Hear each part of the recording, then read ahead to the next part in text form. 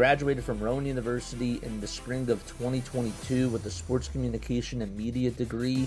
I got to actually call minor league baseball and G League basketball games while I was in school. And then I graduated, and as soon as I graduated, I went to NFL Films in Mount Laurel, New Jersey.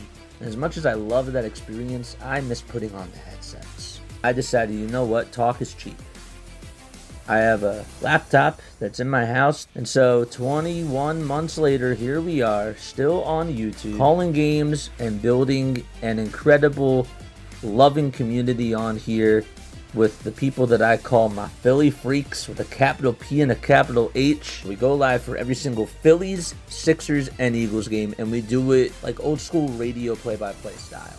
I'm Jason Joseph, and this is Play-by-Play with JJ. I showed a swung on barrel out to right field. Bye-bye baseball. That baby is long gone.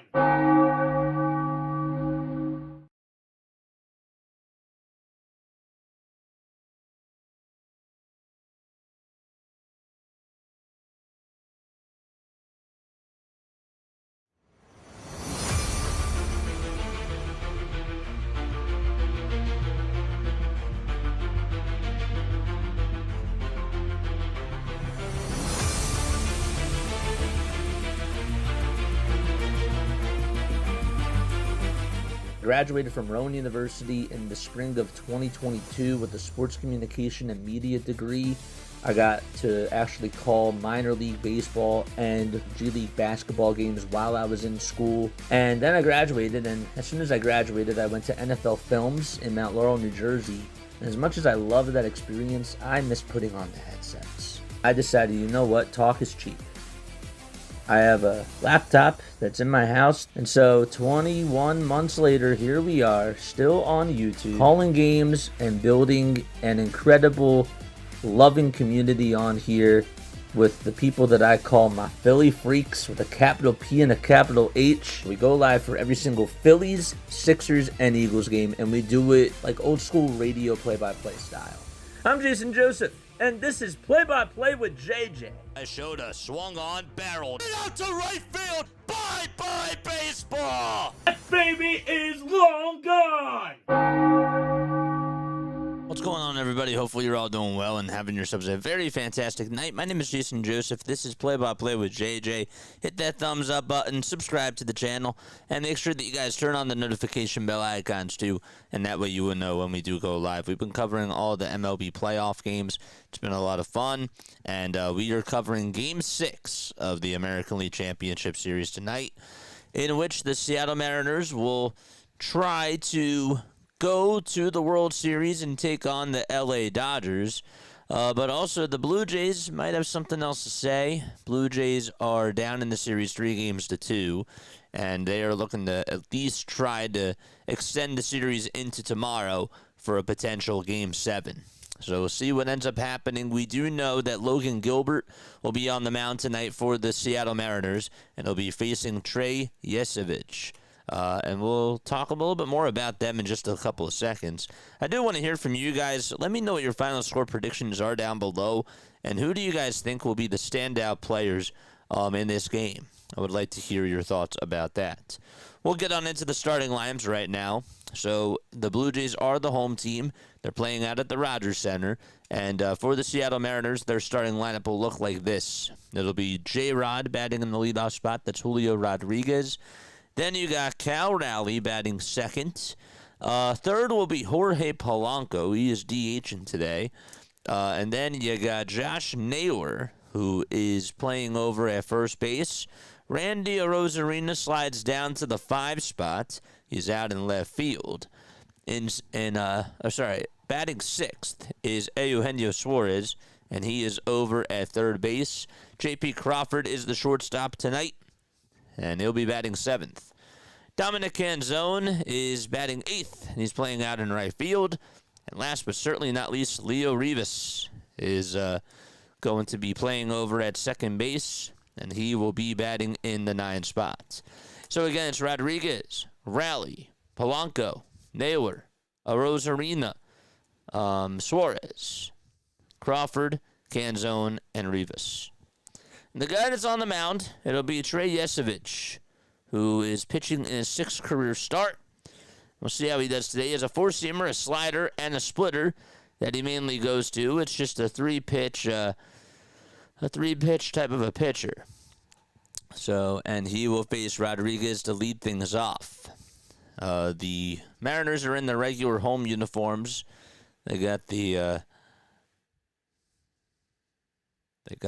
green, blue, the teal uniforms that they do wear, as well as the white pants as well. Mariners are in their regular away uniforms, the Blue Jays are in their white uniforms and have blue text painted over towards the chest. Here's Rodriguez on the very first pitch. It was a fastball, and he flies one out to deep center field, but that's going to be caught by Dalton Varsho for out number 1. And that's how we start things off so far. A fly out over to center.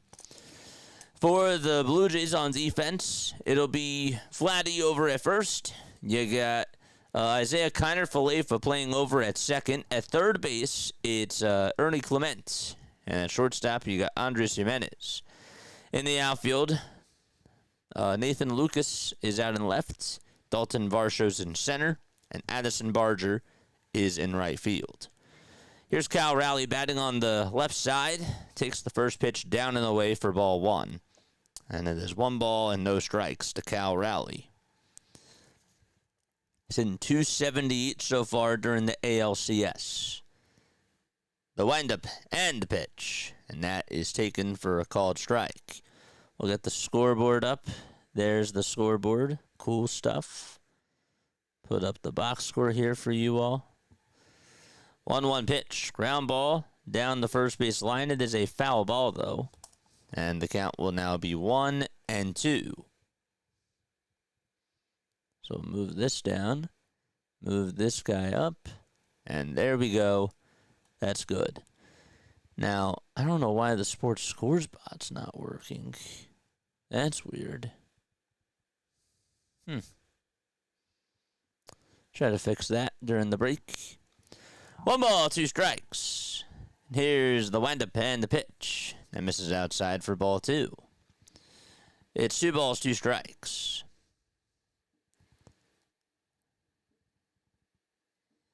Cal is 28 years old. At 60 homers this year and 125 RBI. 2 balls, 2 strikes, and the 2-2 pitch. Swing and a miss, and there is out number 2. It's like he got a curveball that was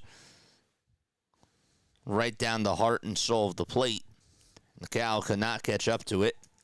There's 2 gone.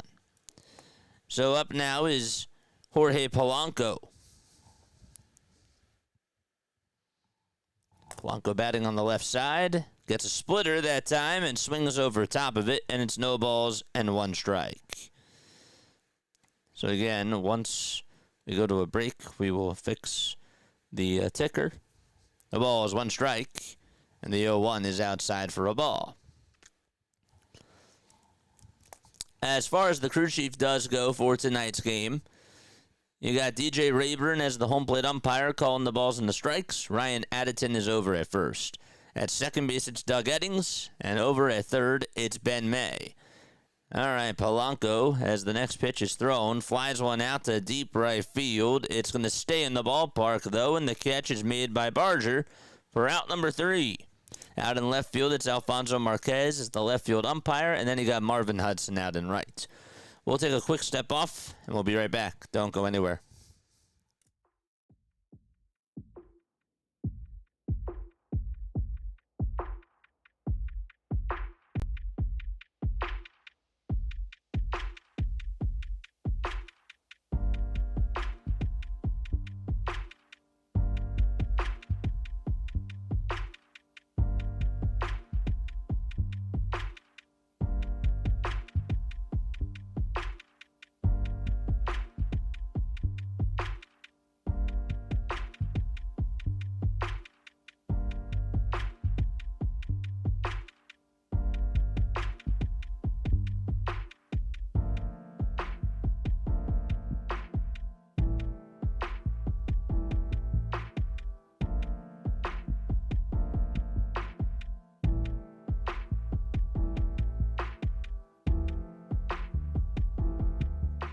Alrighty, we are going to the bottom of the first inning, folks. Make sure you guys hit that thumbs up button and hit that subscribe button as well. We'll get to your comments in just a little bit. We got George Springer batting leadoff for the Toronto Blue Jays. Then it'll be Nathan Lucas batting second. Vladdy Guerrero Jr. batting third. Alejandro Kirk in the cleanup spot. He's batting fourth. Dalton Varsho playing out in center field. He'll be batting fifth. And then batting sixth will be Ernie Clement. He is playing over at third base. Addison Barger does take right field. He's batting seventh. Eighth is Isaiah Kiner-Falefa. And he is playing over at second base. And last but certainly not least, it's Andres Jimenez, who is the shortstop. And he is the caboose. He's batting in the 9-hole. So again, it is Springer. It's Lucas, Guerrero Jr., Kirk, Varsho, Clement, Barger, Kiner-Falefa, and then you got Jimenez. And on the mound for the Seattle Mariners, it'll be Logan Gilbert, who's 28 years old. He is making his third appearance, or his fourth appearance, I should say, in the postseason so far. Last time he pitched, he went 3 innings. He gave up 2 earned runs, 1 walk, and also struck out 2 batters. So 11 innings total during the postseason, 3 earned runs, no homers. Has not allowed a homer since September 27th. And he has struck out 11 batters, too. It's been, I think it's safe to say, he's been their best pitcher in the playoffs so far. So now George Springer is up. Again, the Blue Jays are the home team. Mariners went down 1-2-3 in the top of the first. Gilbert kicks, fires, and that pitch is up high and inside for ball 1. Throwing at 97 miles per hour. Springer is 5 for 16 against Gilbert with a homer and 4 RBI and 3 walks and 7 strikeouts. He's batting .318 in the ALCS so far. 1-0 pitch. Swing and a miss. He got down on the knee and could not catch up to the slider there. On deck is Lucas. Then in the hole is Guerrero. 1 ball, 1 strike. And here's the windup in the pitch. That ball is fouled back over towards the screen. On the defensive side of the diamond for the Seattle Mariners, catching is Cal Raleigh. On the mound, it's Logan Gilbert. And the infielders are as follows. Josh Naylor is over at first. At second base, it's Leo Rivas. And then you got Eugenio Suarez at third. And J.P. Crawford at short. There's the 1-2 delivery, and that's a foul ball. That was a high fastball. In left field, it's Randy Arozarena. Out in center field, it's Julio Rodriguez. And the right fielder is Dominic Canzone.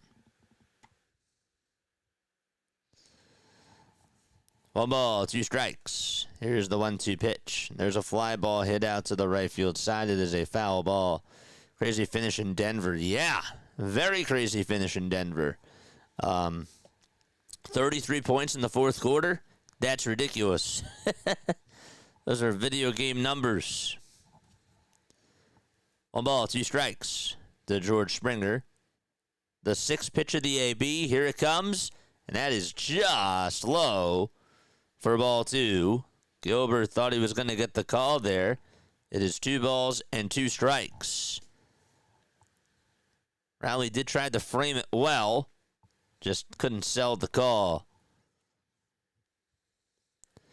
2 balls, 2 strikes. Here's the 2-2 on the way. That is up high for ball 3. Good curveball taken by George Springer. Springer in the very last game ended up going 1 for 3. He is currently on a 6-game hitting streak. And in each of those games, he's gotten on with an extra base hit. 3 balls, 2 strikes. And the next pitch to Springer. He slips again, but he fouls it off and fights it towards the first base side, and it's going to be out of reach for Josh Naylor.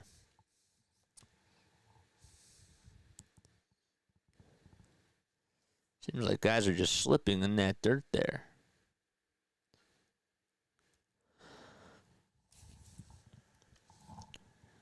Lucas is up next.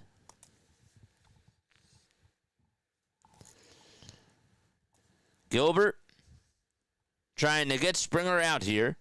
It's taken them 8 pitches just to get to a full count. Next pitch, that ball is popped up. It's a broken bat, and it's hit over towards the third base side in foul territory, and Suarez is there, and he'll make the catch. He had to dodge the bats and also try to catch the ball, too. So 1 out in the bottom of the first inning. Out to third. Folks, hit that thumbs up button and hit that subscribe button as well. Daniel, thank you so much for the $1 super chat. Appreciate you, man.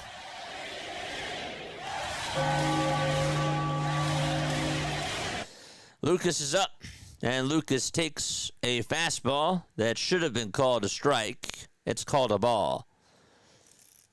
He is 6 for 18 in this series with a pair of RBI. Springer looks like he's sitting down over in the dugout. And the trainer is there.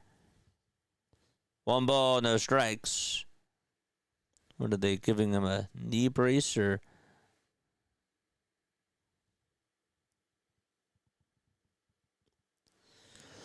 One ball, 1 strike. And Lucas takes the next pitch, and that's called ball 2. All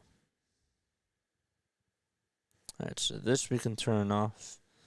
We're also going to turn on Twitter real quickly. Really quick. The windup and the pitch. Line drive, base hit out to right field. The pitch was actually inside, and Lucas able to get a single out of it as it takes about 2 bounces or so right in front of Canzone, and he gets on with a 1-out single for Toronto.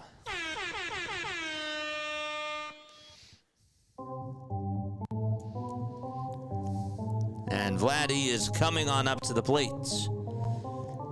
That pitch was inside in the way that he had to move his hands just to get to that ball. Impressive. Charge! Very impressive. 1 away, bottom of the first. Here's Vladdy batting .389 in the ALCS. Didn't start off that way. The pitch, that's a foul ball. Really a tale of 2 halves, if you will. Because in the first 2 games of this series, he did not get a hit. He was 0 for 7. Ever since then, he's gotten 7 hits. 7 hits and 11 at-bats. Wendy, thank you so much for the super chats. Here's the 0-1. That is taken down for a ball. You know, you guys are more than welcome to type in a message, too. Wendy, shout out to you.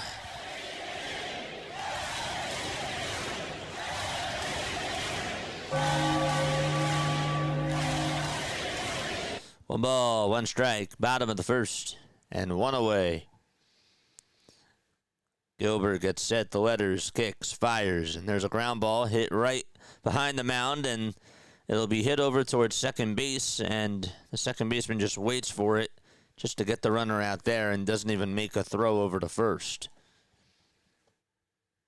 It was a little bit awkward. Second baseman was like, should I go for the ball or just wait for it to come to me? And he did. He waited for it to come right over to him. Also avoided the slide.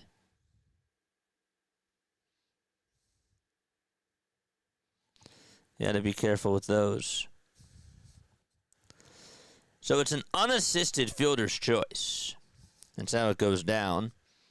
And now Alejandro Kirk is up. In this postseason, he's hitting .222. So Guerrero gets on with an unassisted fielder's choice. And Kirk, who is up, fouls off the very first pitch that he receives.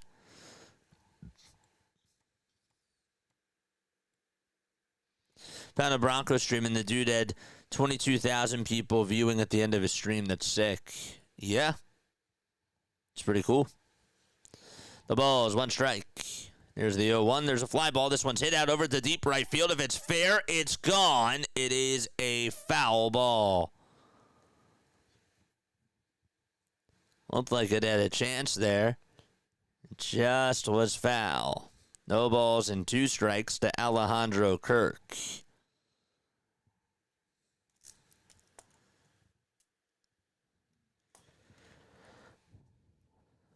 Oh, boy. Just tucked in towards that right field corner. I don't know if any of you have ever been to the Rogers Center. I've never been there, but it looks like it is a really nice stadium.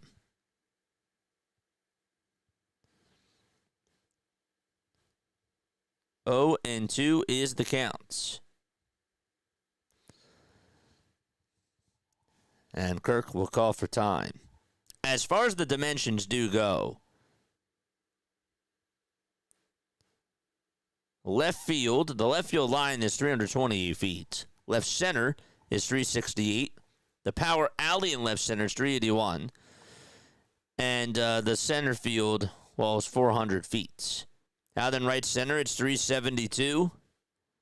Actually, right center is 359. Right center power alley is 359. Is 372, excuse me. And then the right field line is 328. Next pitch to Alejandro Kirk. Here it comes. Swing and a miss. And the inning is over. No runs, 1 hit, 1 man left. We've played 1 inning so far. And we'll go to the second inning. I will take a very quick step off, and then we'll be right back.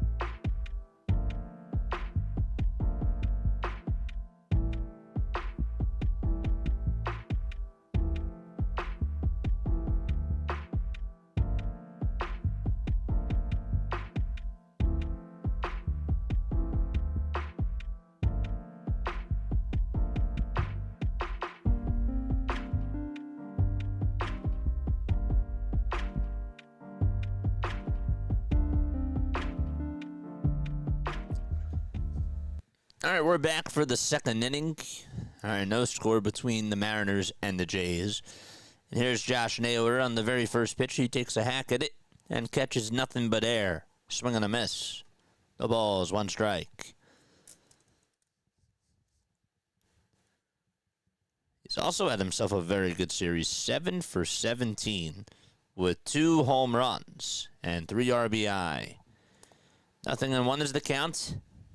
Yesavage kicks and deals, and the pitch is fouled away.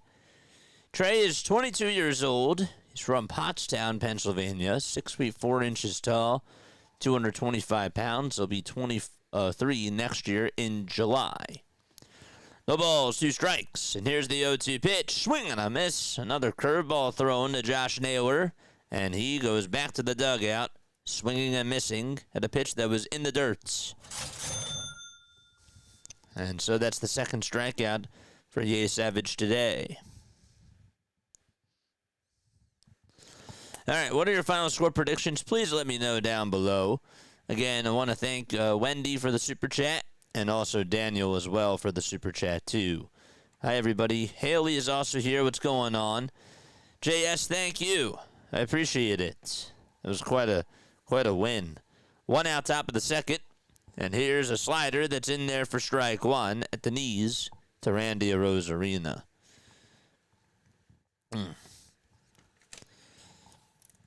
The ball is 1 strike, 1 away, top of the second, and the next pitch is inside for a ball. Falcons and 49ers are underway. Falcons have the football to start off the opening quarter. 1 ball, 1 strike, and the next pitch, there's a swing and a miss to Randy Arozarena. He's down in the count 1-2. 1 out, top of the second. No score between Seattle and Toronto. And the next pitch to Randy. He flies one out to left field. It's slicing foul, and it will be a foul ball.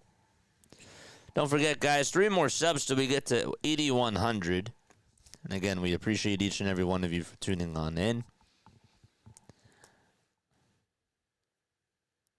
Yesavage kicks, fires the next pitch, swing and a miss, a splitter thrown by Yesavage, and there's his 3rd strikeout. And it's pretty impressive. This guy's just feeling it so far. Arozarena swung over top of that pitch and was late.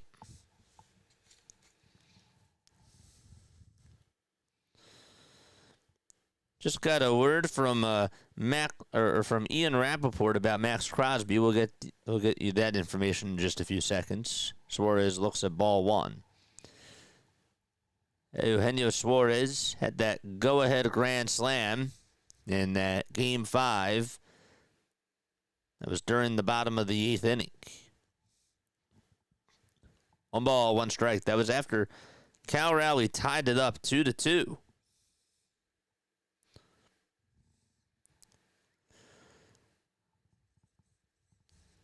Yesavage kicks, deals, throws a slider that's in there for strike 2. Ian Rappaport said that Raiders star edge Max Crosby, who left today's game with a knee injury, should be okay moving forward, according to one of his sources. More of a precaution than anything. Next pitch, that's outside for ball 2. Crosby's somebody that I wanted for the Eagles. It's one of those guys, though, that obviously is going to cost a lot of money and a lot in assets. 2-2 pitch. That's a foul ball. 5 pitches, and Suarez is tied up in the count 2-2.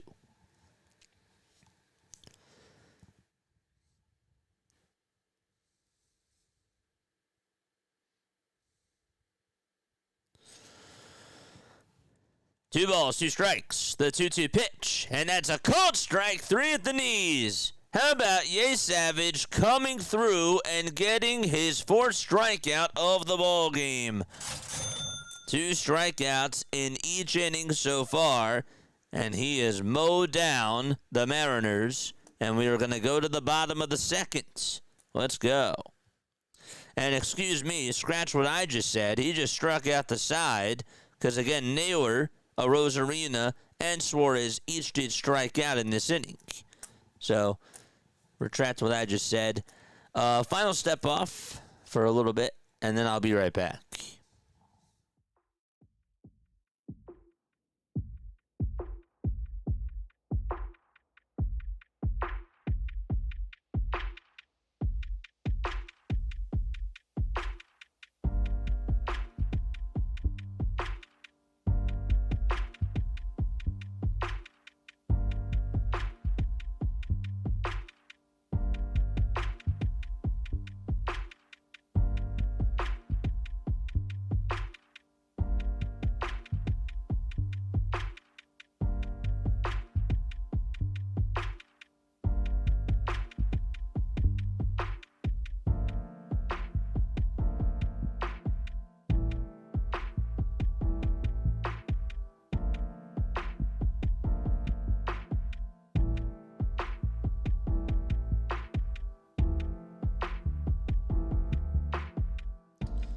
All right, we took the hat off. There we go. That feels better. Valerie's here. JS is here. Haley's here. I appreciate you guys for staying on. Bone Canoe is also here, too. We're going to the bottom of the second. There's no score between the Mariners and the Blue Jays. Folks, if you are new to the channel, hit the thumbs up button, subscribe to the channel, and turn on the bell icons, too. Here's how the rest of the schedule is going to work out this week. I'm going to go to my monologue screen for just a quick second. So if there is a Game 7, that'll be tomorrow night. We'll be covering Game 7 if there is a Game 7 of the ALCS. If not, we are off until Wednesday. Okay, the Sixers play open the night on Wednesday. We'll be covering that. They play against the Charlotte Hornets. We start off the NBA season on Wednesday, which is really exciting. I'm really, really looking forward to that. On Thursday, there is nothing. And then Friday, we got the World Series. The World Series is played on Friday, and we'll get you covered with that. On Saturday, we're also doing the World Series then, too. We will be doing the World Series on Saturday. No Sixers stream on Saturday. I do apologize. We're covering all the World Series games. On Sunday, okay, we got the Eagles playing, and that's it. Eagles are on Sunday, and that is the streaming schedule for this week. So we might not have our first stream till Wednesday. It'll be at least 4 days, maybe 5. Maybe 5. Dalton Varsho is up and he stares at a pitch right down the hatch for strike 1. No balls, 1 strike. Bottom of the second.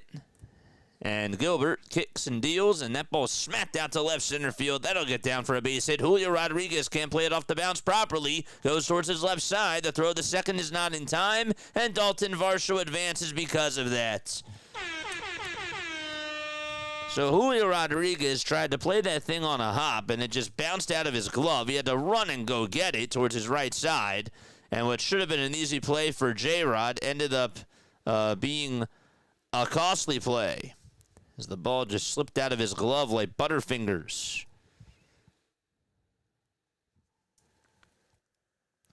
So that's a single and an E8, you would assume.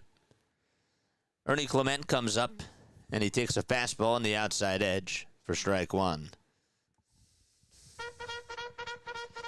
They call it a double. Wow.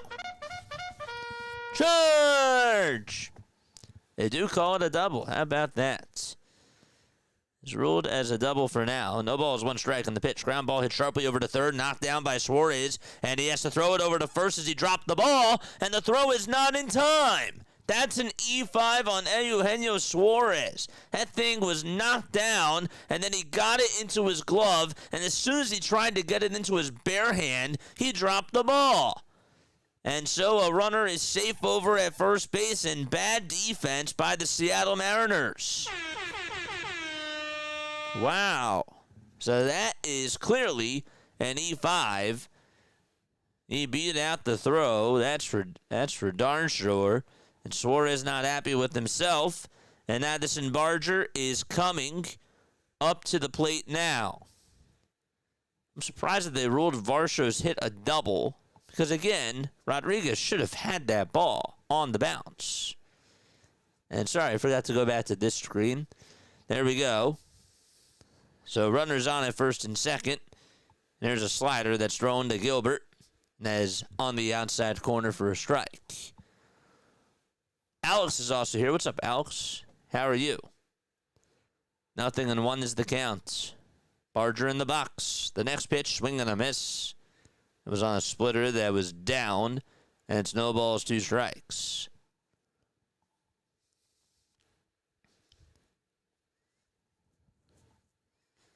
Addison hitting just 176 in this series. In the playoffs, though, he's batting .241. He is on a 3-game hitting streak. 0-2 pitch. That splitter is down in the way for ball 1.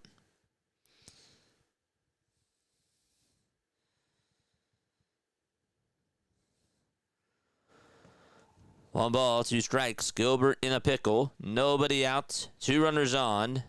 And the 1-2 pitch. That ball was ripped foul towards the first base side.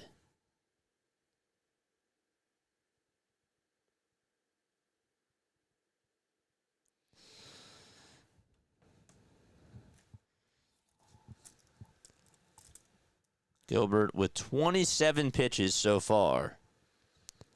Curious to see what he throws here. Here's the 1-2 pitch, and that's a breaking ball that's in the dirt for ball 2. And Barger says, no thank you. Just a little bit more info about Logan. In case you're wondering, he's 28, as we talked about before. He's a Florida native. Was an all-star back in 2024.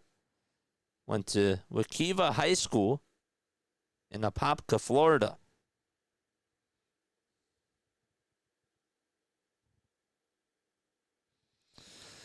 Two balls, 2 strikes. The 2-2 pitch. There's a line drive, base hit out to right field. Varsho's rounding third. He's coming home, and Toronto takes the lead 1-0.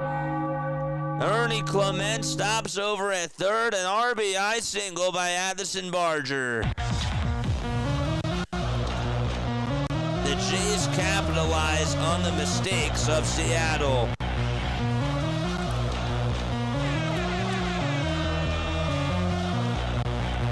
He also just extended his hitting streak to 4 games in a row.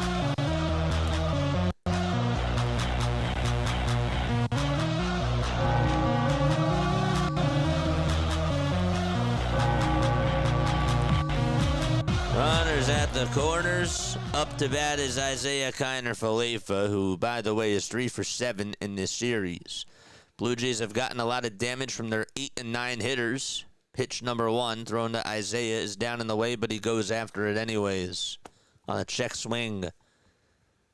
It is no balls and 1 strike. Bone says we might see history tonight. Seattle is the last team that has never been in a World Series. The 0-1, it's a foul ball. Alex says, what's going on, JJ? How was your weekend? I'll talk a little bit about it during the break. Overall, was good, though.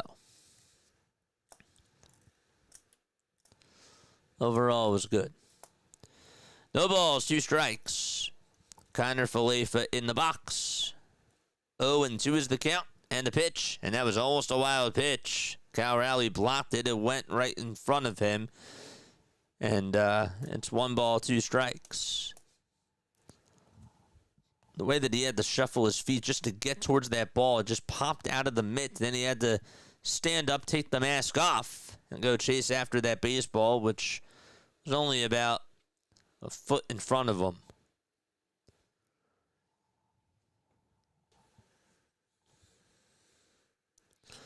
The 1-2 pitch to Isaiah, and he fouls off another splitter.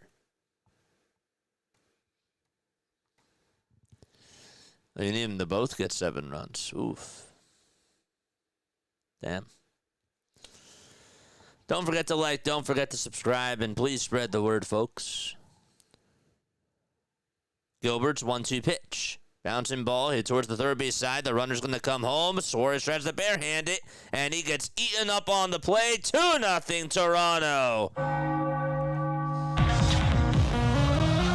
And the runner from first goes all the way to third, and the Blue Jays play small ball. They call that an RBI infield single to make it 2-0.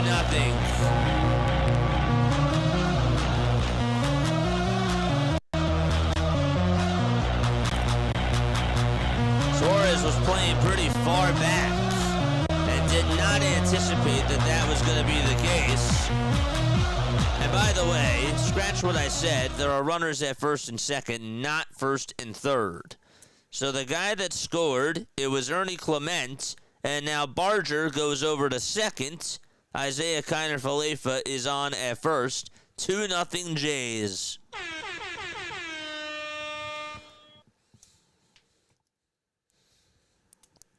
And there's still nobody out, mind you.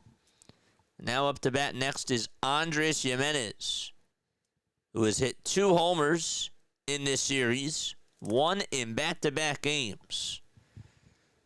He'll be hitting on the left side. He's the only guy that has not bat tonight. Nobody out. And the first pitch to Jimenez, he bunts at it, and it's a foul ball right behind home plate. Andres over his last 7 days, 3 for 13 with 2 doubles and 3 RBI. Here's the 0-1. That is a foul ball.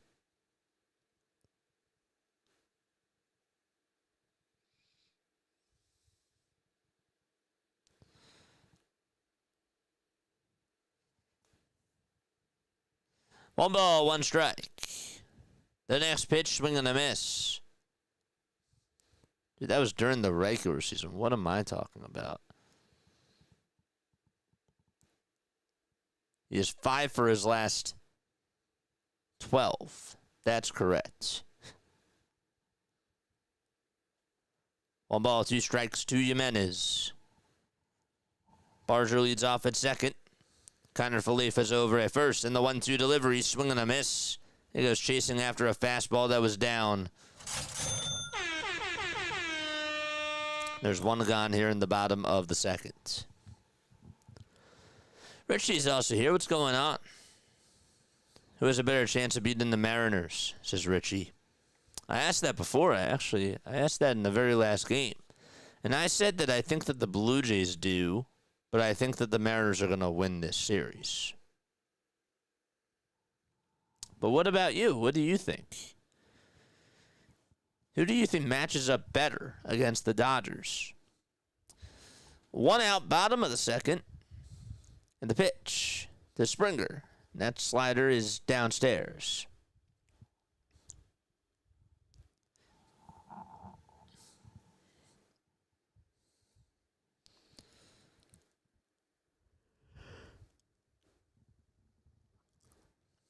One ball, no strikes to the 36-year-old George Springer.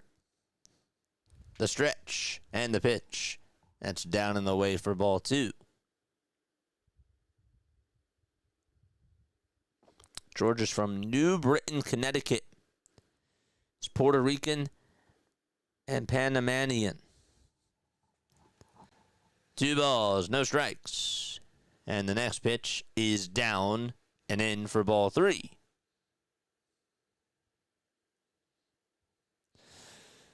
Richie, ask Phillies fans that question.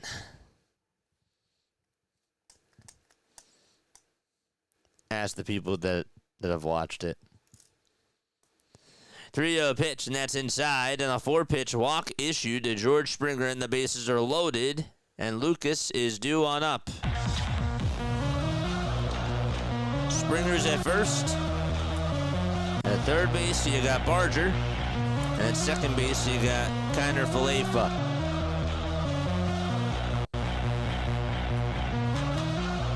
Mariners starters have given up 5 homers in 19 and a third innings so far in this playoff run. Their ERA, by the way, is also in the 6.08s.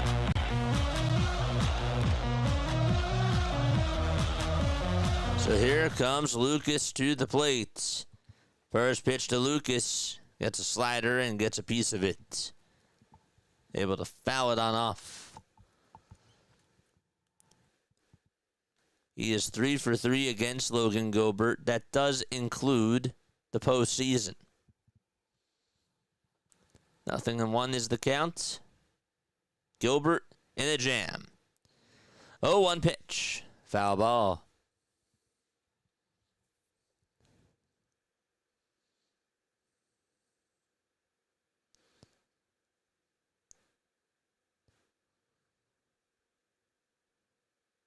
What's up, hardcore?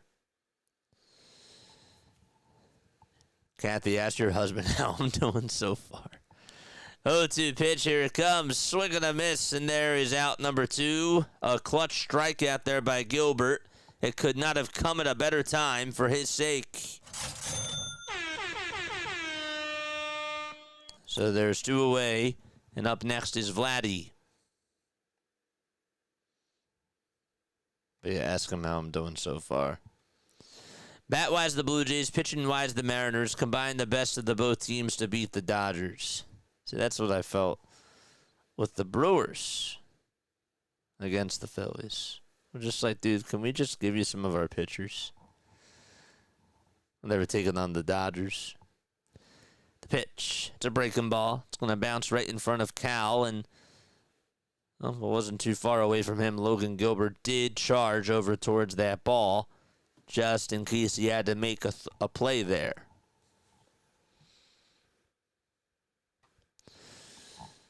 What's up, my friend? How are you? Shout out to you. Thanks so much for coming on by, man. 1 ball, no strikes. 2 outs, bottom of the second. And here's the pitch to Vladdy. Line drive, diving, stopped by Suarez. He gets up, throws it over to second from his knees, and gets the runner out. Clutch play there by Gino. And, well, he makes up for the mistake that he had earlier in the inning. And we're going to go to the top of the third inning. 2-0 Toronto. That's your score. Boy, oh boy. Happy to see you back on here, Gold. Hope all is well, man. Kevin is here. What's up, Kevin?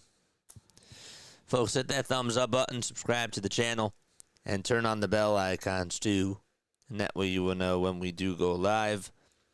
The name is Jason Joseph. This is Play-by-Play with JJ. We've been covering the Eagles, the Sixers, and, of course, the Phillies. But we've also done the MLB playoffs. That's been a lot of fun. We did Sunday Night Baseball this year. We've been really focusing a lot of our content around baseball. But we do other types of content, too. We're going to the third. It's 2-0 Jays, as the Mariners are going to come back on up to the plate. So far, 4 hits for Toronto, 2 errors by Seattle. They did actually, what they did do was they called the play that Rodriguez made. I wanted to go back and see this. So they did call Varsho's hit a single and an E8. So that was correct. That was correct.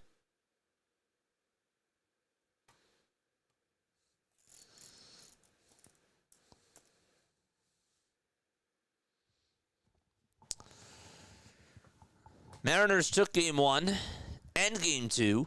They won 3-1 in game 1 and 10-3 here at the Rogers Center in game 2.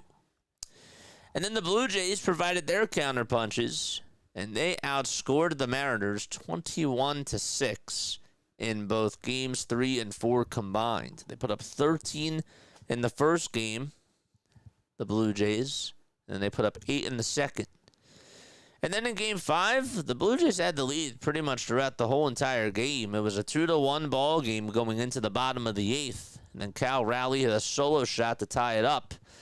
And Eugenio Suarez hit a grand slam to help the Mariners win 6-2 in that bottom of the 8th inning. And so far right now, it's 2-0 Jays. If the game does go to a Game 7 tomorrow, they have actually not announced the starters yet. I was curious if they were going to, but they have not done so. See that the Falcons and the 49ers are in the first quarter. There's still a minute left to go there. We have all the games that are going on right now, NHL, NFL, and, of course, the ALCS game. That's all on the ticker, so you can follow along. 1 ball, no strikes. And here's the 1-0 pitch. That's a four-seam fastball that's in there for strike 1. 1 ball and 1 strike. That's to J.P. Crawford. White and purple batting gloves for him. Purple on the fingertips. 1-1 pitch from Yesavage. And that is swung on and missed.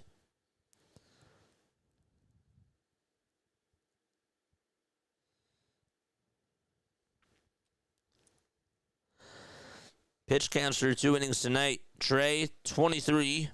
Gilbert, 47. Advantage Trey.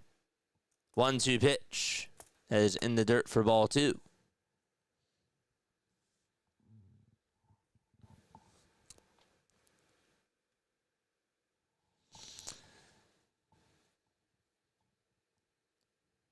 Yesavage with the 2-2 pitch. That is taken down and in for ball 3. Is a full count. Dominic Canzone does wait in the on-deck circle. Here's the 3-2 pitch, and that's taken outside for ball 4, and there's a leadoff walk to start off the top of the 3rd inning. Okay, here we go.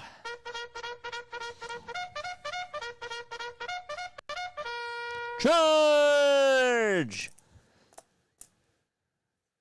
Up next is Leo. He will be the tying run. Or Canzone, that is. Excuse me.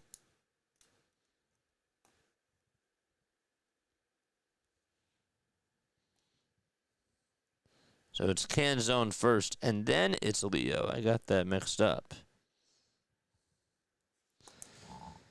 No balls, 1 strike.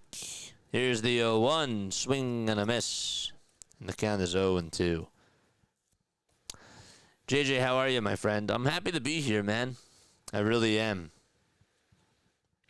My voice is like not feeling the best for some reason today. But I'm very happy to be here. 0-2 pitch. That's in the dirt for a ball. A little bit tired. Had a nice weekend. It was a nice, relaxing weekend for the most part. I got to socialize and do some things, which was cool. Work a little bit off stream. That was nice. Planning out things of what we're going to do during the winter and during next year, so that's awesome.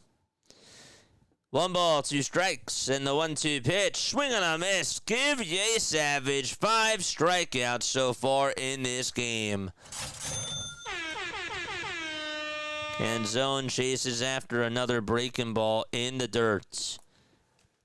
And there's out number 1.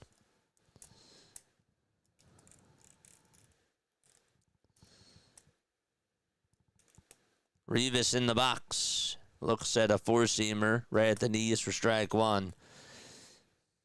JJ, can you cover the Flyers too? And also, can you put them on your intro as well? I do enjoy the NHL. I've talked about it a lot of times. I really have, but the 0-1, and there's a swing and a miss.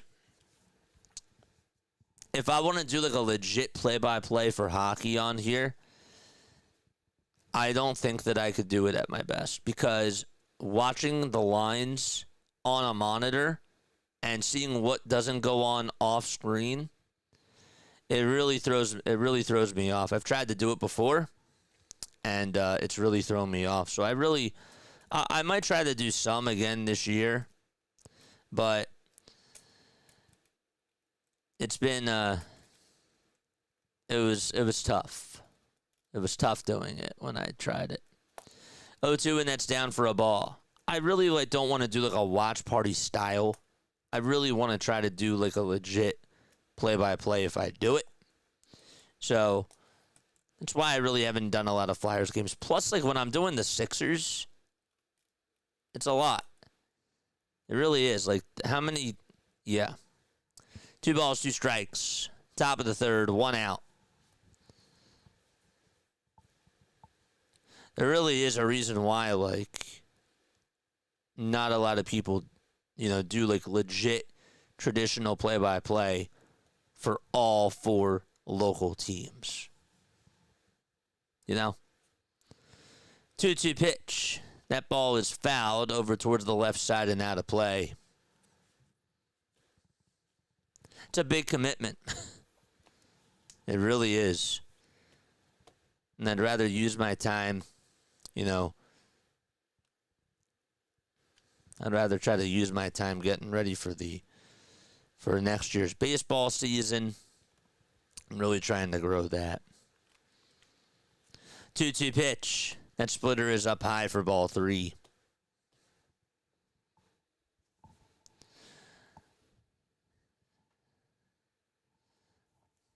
I didn't even fully commit myself to doing all the Sixers games this coming season just because I got to give myself time.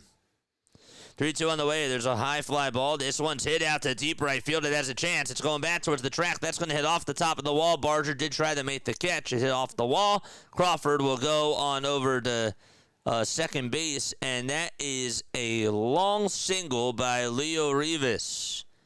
So that's a single out to right field, and again, it hit off the top of the wall. And Crawford, not thinking that it was gonna go, or thinking that it was gonna go, not able to get a good jump there. That was bad.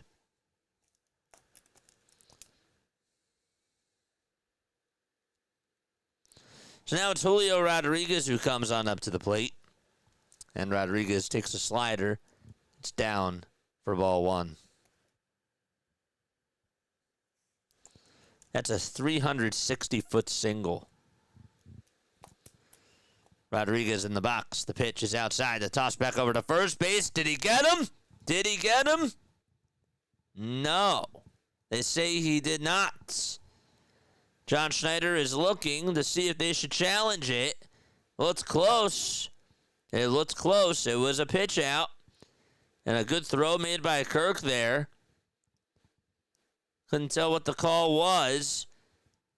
I don't know. It's pretty close. They're showing a lot of different reviews from all types of angles here. I think that the throw at him beats. See again from this angle to see if he got him. And that's not really a decisive angle to make a good judgment on. I think he got him right on the wrist. They really have to slow it up, though. This is a replay review. So they are looking at this out in New Jersey.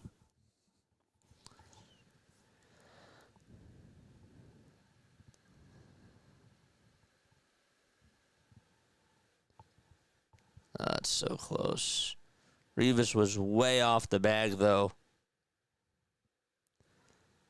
I don't know if they're going to have enough conclusive evidence to overturn this call. If the call is overturned, it would be 2 balls, no strikes, and 2 outs with a runner on at second. Mariners are challenging.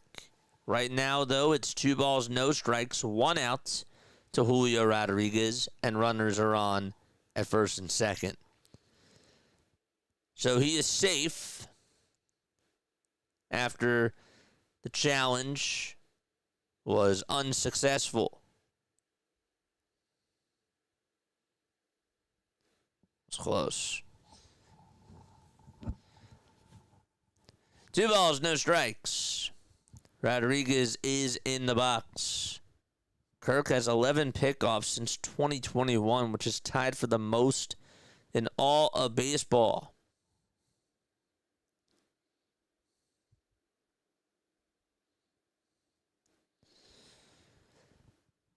Two balls, no strikes to Julio Rodriguez. The 2-0 pitch, swing and a miss. That slider was heading on into the dirt. And now it's 2 balls, 1 strike.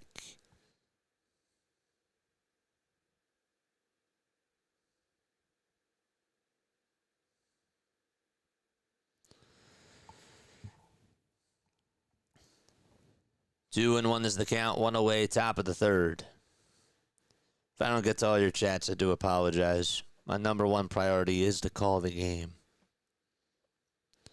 2-1 pitch. And that is down for ball 3. That is my number 1 job.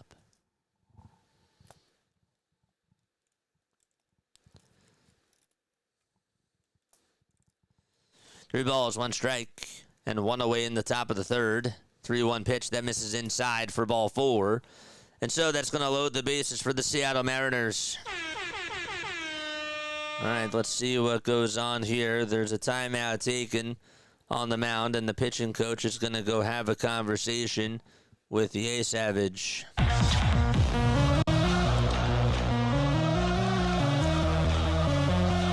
Cal is coming up.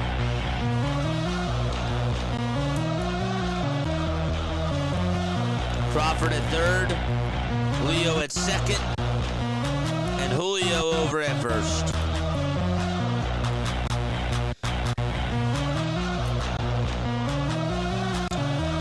Blue Jays took a 2-0 lead in the bottom of the second, thanks to an RBI single by Addison Barger and an RBI infield single by Isaiah Kiner-Falefa.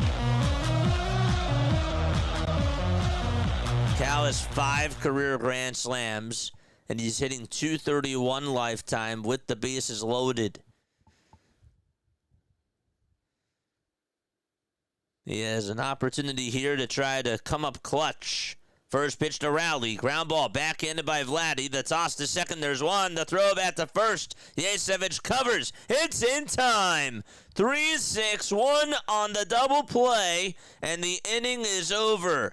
A golden opportunity squandered by Cal Raleigh, and we're going to go to the bottom of the third inning. The Toronto Blue Jays defense comes through.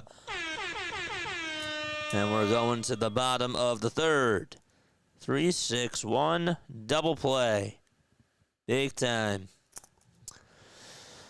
Okay, hit that thumbs up button, subscribe to the channel, turn on the bell icons too, and that way you will know when we do go live. Let's go. There's only a single. That was nice. It was. But yeah, long story short, just doing 3 of the 4 major sports. In all seriousness, it's not even just like it's not even just, you know, doing hockey on here that's really tough. It's also just doing like 3 of the 4. It's a grind. Like, you guys don't know like how much I really do put in like to just prepare. And sometimes I wish I had more time to prepare because I'm also getting ready for my stream. I'm checking my stream. I'm not just broadcasting anymore. I'm getting ready for my stream. I'm making the thumbnails. I'm making sure that all the equipment works. Like, it really is a lot of work. So, you know, I've been doing a lot of on-screen time for sure, but I'd like to be able to take some time this off season to be able to spend time with my friends and my family, but also just be able to get ready for next year too and capitalize more on the baseball stuff, because I think that is where the channel is heading. Still, again, we're covering the Eagles and we're still going to be doing the Sixers, but yeah, that's where I think that we're headed to.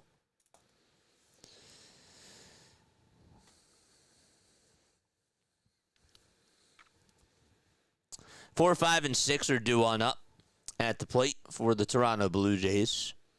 That's Alejandro Kirk, Dalton Varsho, and Ernie Clement. I do want to mention that if you guys have not followed me on all the social medias, you most certainly can.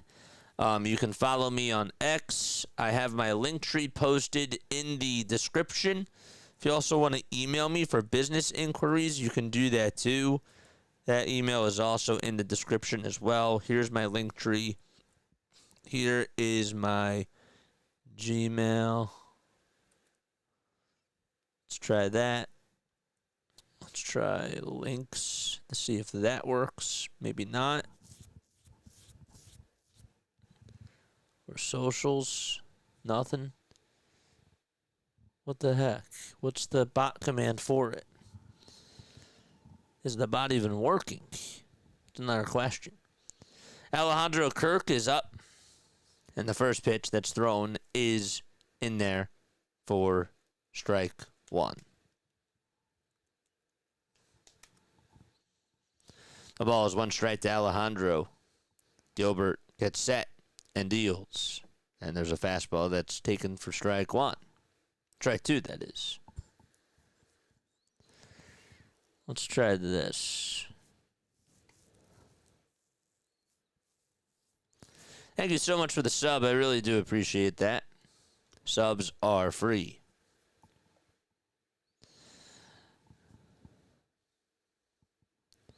The ball is 2 strikes. Here's the 0-2 pitch. That is down for a ball.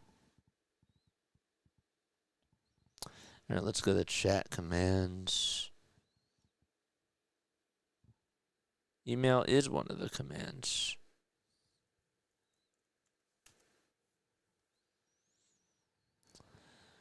1-2 pitch. Ground ball hit over to third baseman Suarez. Backhands it, throws it over to first. Dug out by Naylor. And there is out number 1.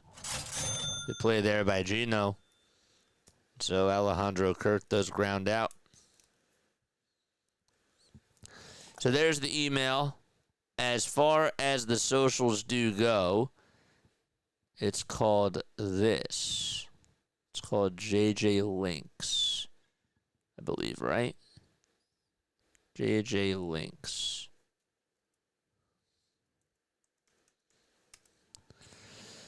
One out, bottom of the third. And the pitch to Dalton. He looks at strike 1 there.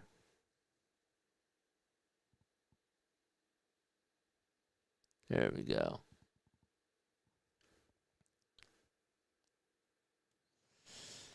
The ball is 1 strike. The 0-1 to Gilbert. That's in there for strike 2.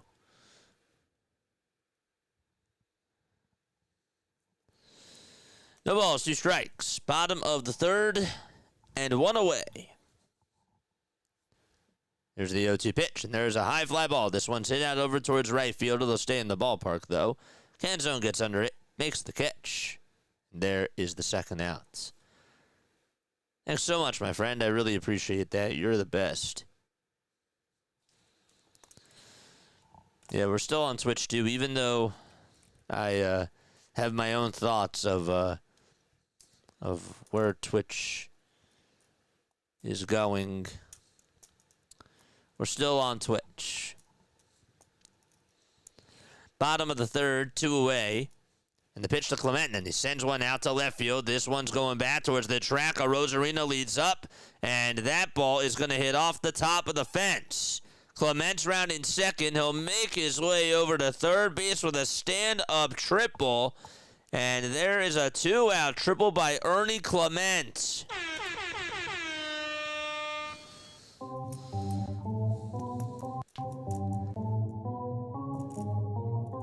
They just accidentally started the Blue Jays home run horn because that thing hit the top of the fence.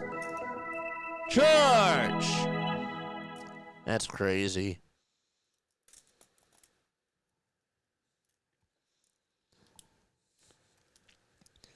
Addison Barger is up. And Barger looks at the slider that's in there for strike 1. It's like, I don't know if you guys remember in the playoffs when the Sixers were playing against the Celtics. I believe it was like back in 2017, but Marco Bellinelli hit a shot, and they shot off the confetti. It was not a home run, though. It's crazy. Pitch to Barger, in the air, hit out to right field. 2-run blast by Barger.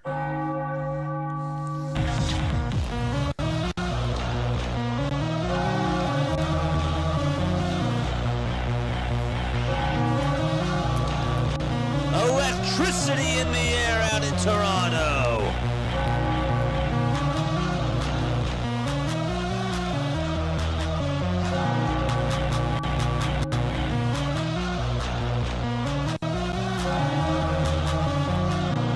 It was right down the pike. It went into about the second row.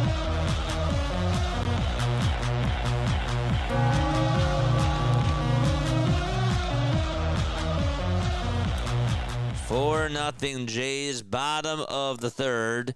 Gilbert looking like a mess out there tonight so far. There's a four-seamer that's thrown at the knees at 95 miles per hour for strike 1.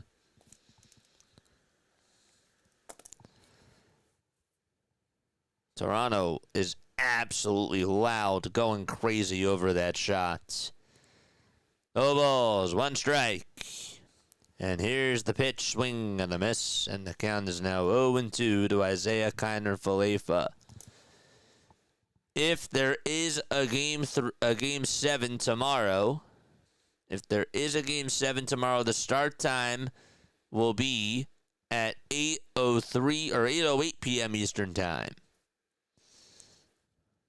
1 ball, 2 strikes. Edward Bazardo is getting loosened up in the pen.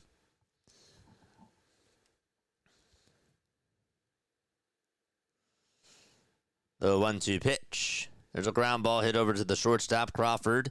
He has it, and he throws it on over to first base. That is in time for out number 3.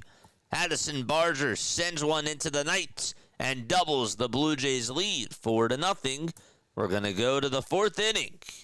4-0 Jays. What an awesome swing. Alrighty, Rising Rhino is here. What's going on, Rising Rhino? How are you? Hit that thumbs up button for Rising Rhino, guys. Make sure that you guys go subscribe to my friend. He is absolutely awesome. He's stopping by. He's doing the 49ers game. He's like, you know what? I'm going to stop over and see my friend JJ. Hopefully you're doing well, my friend. Game 7 is tomorrow. That's a long flight to Seattle for both teams. Oh, they're not going to Seattle. They're staying in Toronto, my friend. They are staying in Toronto. It's 2-3-2. 2 at home, 3 on the road, 2 back at home. That's how it works in baseball. It's not basketball. It's not the NHL either. It's not 2-2-1-1-1.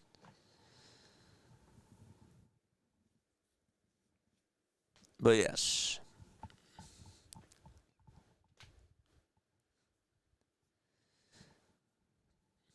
No, I got you. I got you, man. You're good. It's barely the 3rd. They already got 4.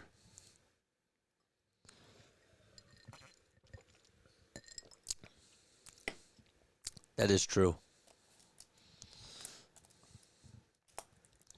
4-0 Jays. We're going to go to the top of the 4th. Seattle is coming back up.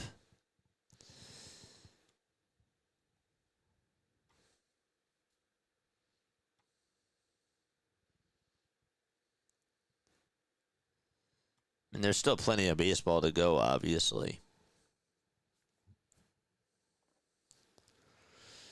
Polanco, Naylor, and Arozarena are due on up.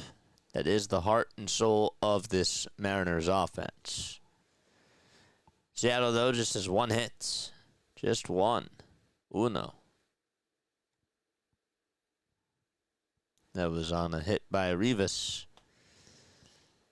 In the very last game, the Mariners, just to put it in perspective, the Mariners were 1 for 5 with runners in scoring position. That was just the grand slam that was hit by Suarez.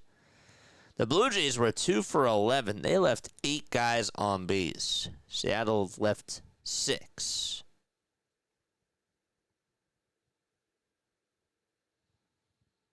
Dodgers won on Friday night.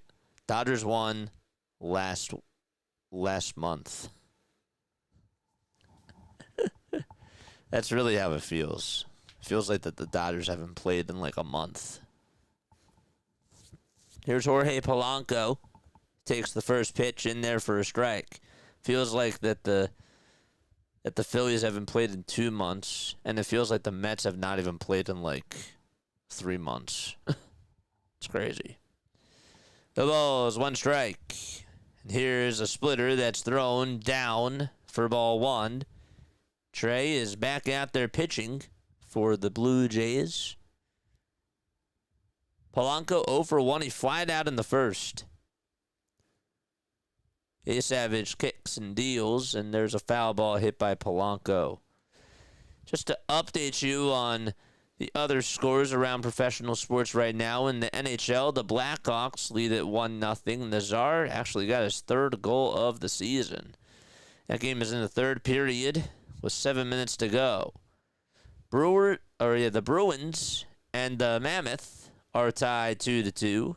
It's the Utah Mammoth. Next pitch. Now it's 2 balls, 2 strikes. Pasternak has 2 goals. Already has 4 goals on the season. 2-2 pitch. Foul ball towards the right side.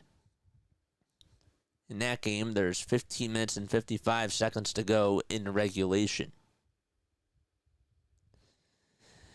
In the NFL, the Sunday Night Football game, it is 49ers-Falcons, 3-0 Atlanta, 6 minutes to go. Pitch to Polanco. This ball is flied out over to right field. Barger goes over towards the line, makes the catch, and the first out is made.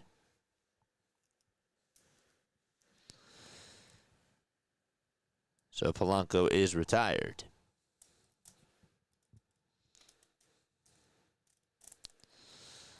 One out, top of the 4th. 4-0 Jays.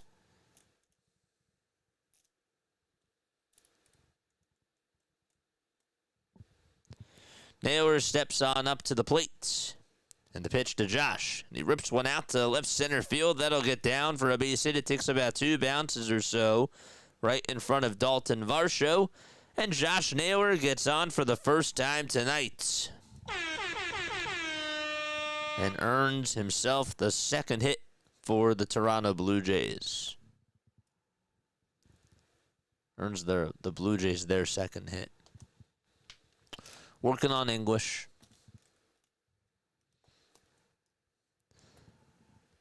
Here comes Randy Arozarena. Yellow batting gloves for him. And Randy fouls off the first pitch. It was hit at 94 miles per hour.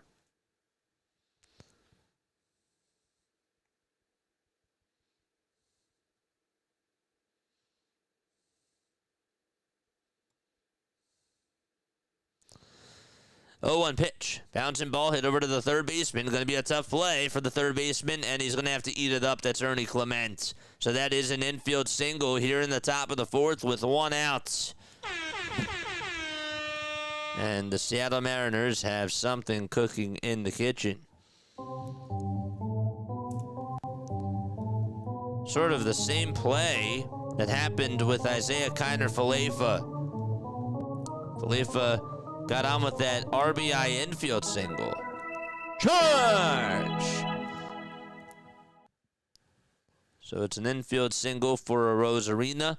And here comes Gino to the plate. Top of the 4th, 1 out. The pitch. That's outside for a ball. Who thought that this game was over? Are the Mammoths new, JJ? Yes. They came up with their team name during the offseason. Yes. 1 ball, no strikes. And here's the 1-0. Swing and a foul ball.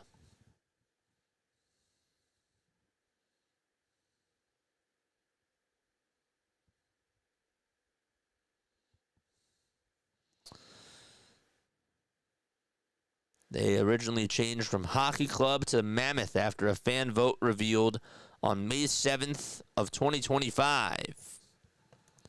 1-1 pitch. That is inside. Check swing. Did he go? He did not. It's 2 balls, 1 strike. Here in the top of the 4th. Held up. Most certainly did. 2-1 is the count to Gino. Next pitch. Swing and a miss. That was a slider thrown to Eugenio Suarez. Trey Yesavage with 59 pitches. He's given up 2 hits in a row. 2 balls, 2 strikes. Rally towels waving.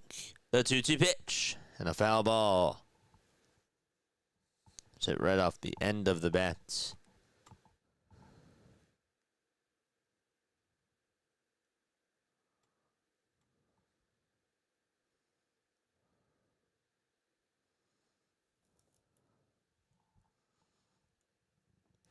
Two balls, 2 strikes. The next pitch to Gino. That's going to get away from the catcher. It did bounce in the dirt, and that's going to put runners now at 2nd and 3rd. There goes the double play. And the count is now full because it was thrown in the dirt. So it's 3 balls, 2 strikes to Suarez. And now there's 2 runners in scoring position with 1 away in the top of the 4th. That thing went right through the wicket of Alejandro Kirk. And they do call it a wild pitch. 3 balls, 2 strikes. The payoff pitch on the way. That's up high, and the bases are loaded for the tying run coming on up to the plate. And that is J.P. Crawford. He's going to be introduced.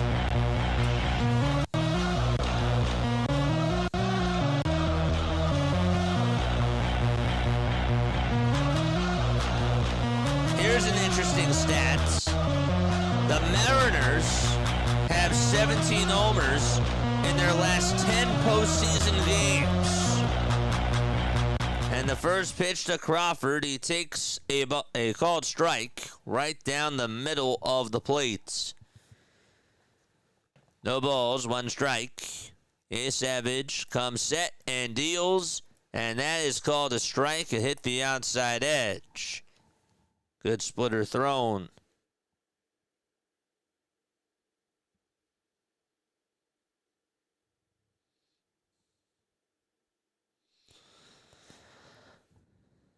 No balls, 2 strikes.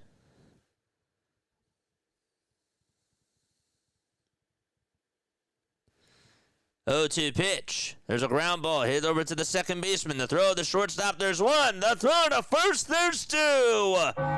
That is the second time today that the Blue Jays have gotten out of a jam with the bases loaded, and Crawford this time grounds into a double play. What do you know? 4-6-3, and Vladdy is all fired up. 4-0 Toronto. We'll be back in just a little bit. Don't go anywhere.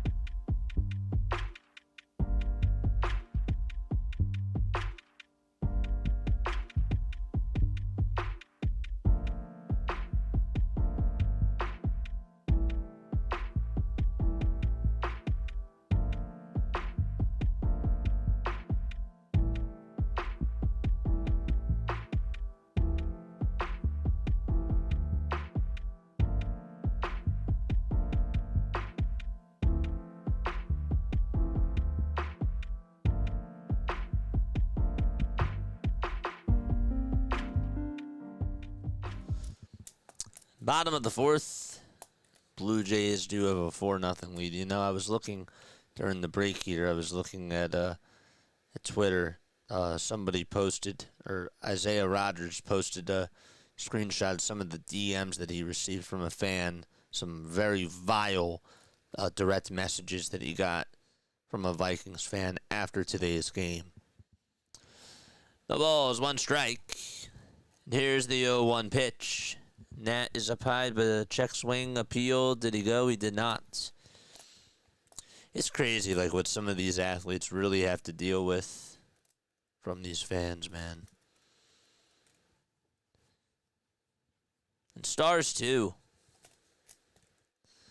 1 ball, 1 strike.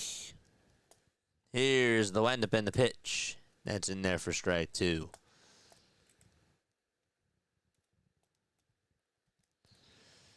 One and 2 is the count. We're in the bottom of the 4th. Nobody on, nobody out.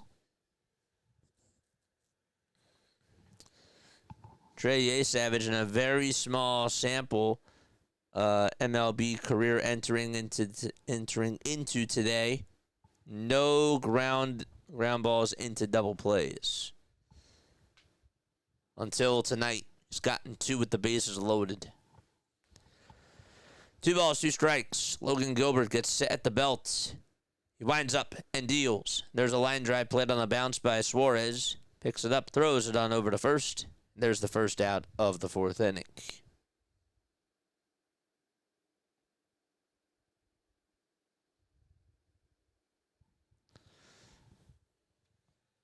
Niners just got a touchdown. Did C-Mac get a touchdown? 1 gone, bottom of the 4th.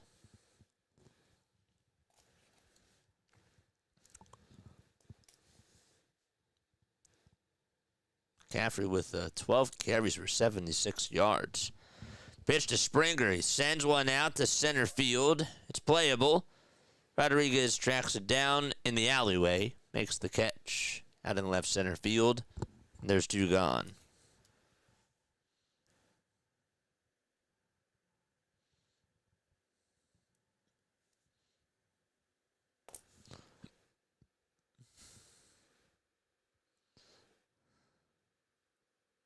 You did call it.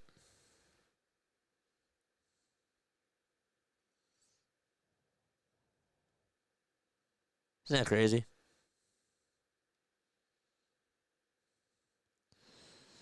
Two outs, bottom of the 4th. Lucas is up, and the pitch is fouled away. How's everybody's night going? Let me know down below. How's everybody doing? Getting a little bit quiet tonight.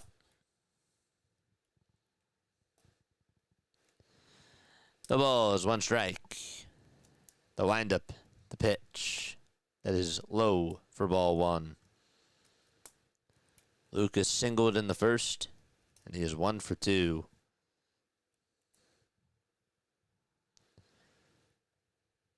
Gilbert with pitch number 70 coming on up.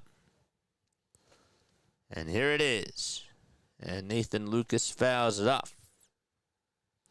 It's interesting, you know.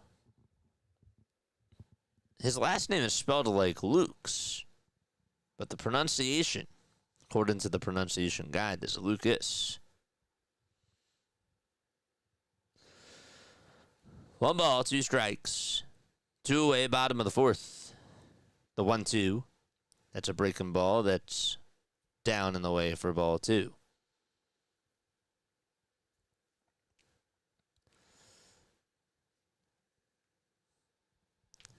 Vladdy, who is 0 for 2, is up next. The windup and the pitch. Grounder rolled over towards the right side. Rivas picks it up, throws it over to first, and the inning is over, and the side is retired. It is time to go to the 5th inning. 4-0 Toronto. We'll take another step off and be right back.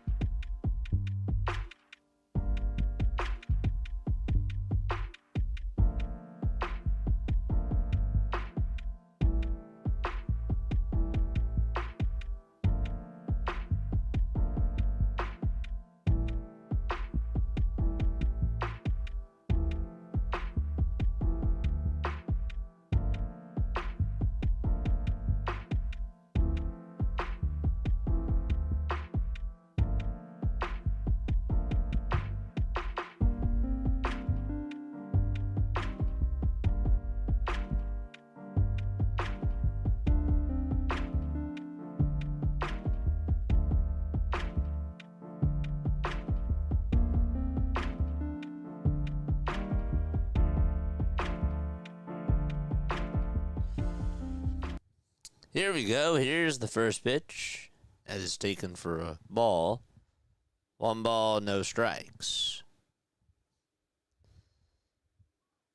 The windup and the pitch.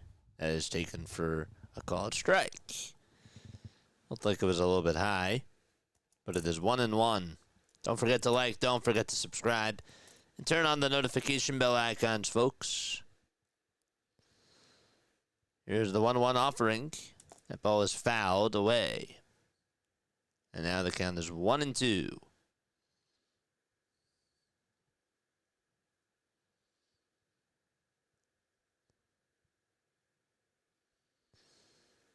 Got 51 people watching. Hit that thumbs up button. Let's keep going, man. 1-2 pitch. It is way up high for ball 2. So delay is not doing the ALCS game. What game is he doing?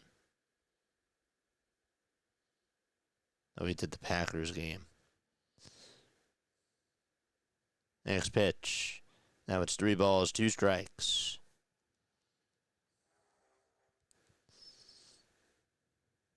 Very cool.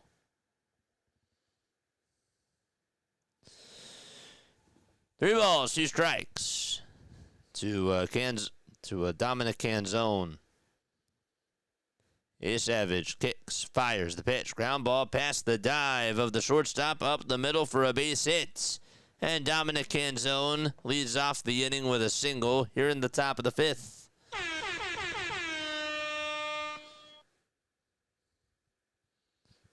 Apparently Bryce Huff made a nice play.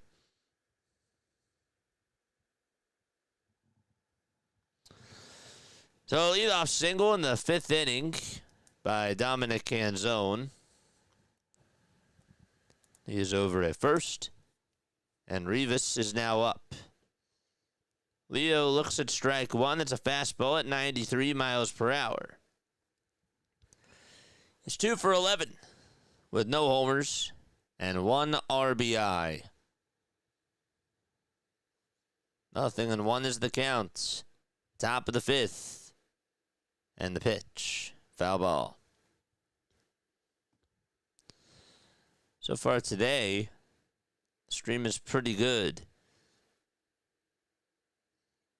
I wonder if it's because FS1, when the game is on Fox, I think that it's a little bit slower. When it's on FS1, it might be a little bit faster. I don't know. Maybe I'm just speculating here, but I'm wondering if that's the case. The ball's 2 strikes in the 0-2 pitch. Swing and a miss. Trey Yesavage comes through with his 6th strikeout of the ball game. There's 1 out in the 5th inning.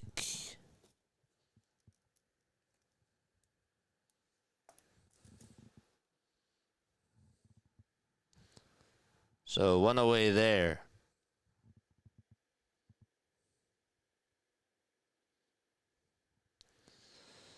Here's Rodriguez. He grounds one over to shortstop. The throw to second. There's 1. The throw to first. And for the 3rd time tonight, Trey Yesavage gets himself out of the inning with a double play. And it's time to go to the bottom of the 5th. Rodriguez grounds into a double play.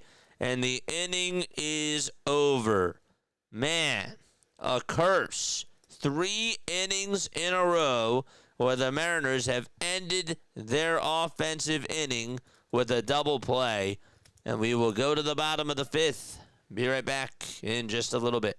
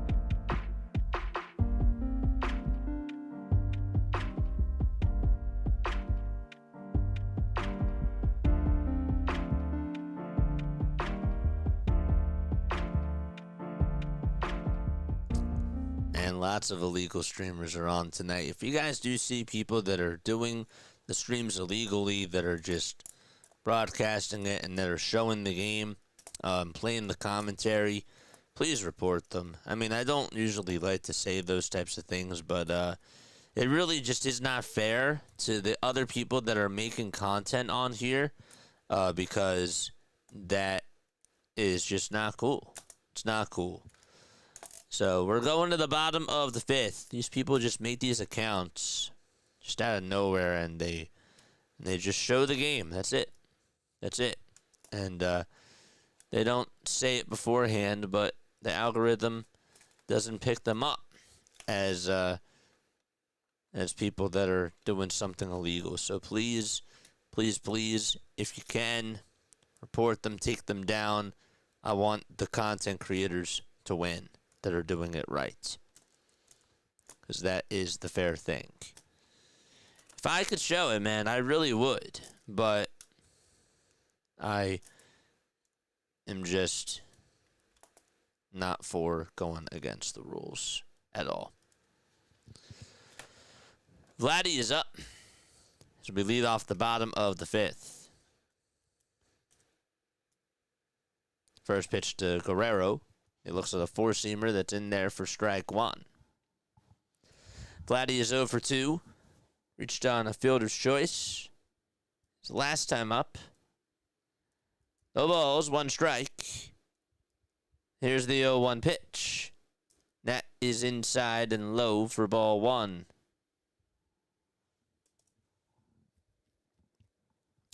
So it's 1 ball, 1 strike here in the bottom of the 5th.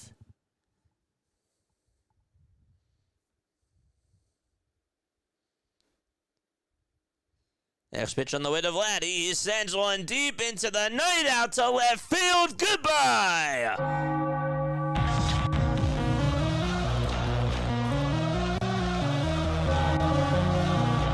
Gilbert is getting beaten up by these Blue Jays.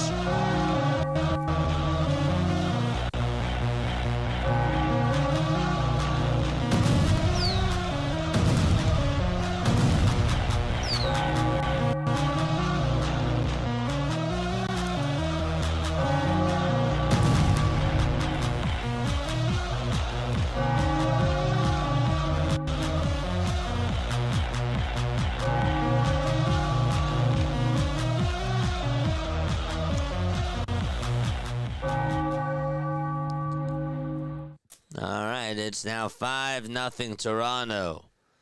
When this adapter delay said he was calling for 10 hours today.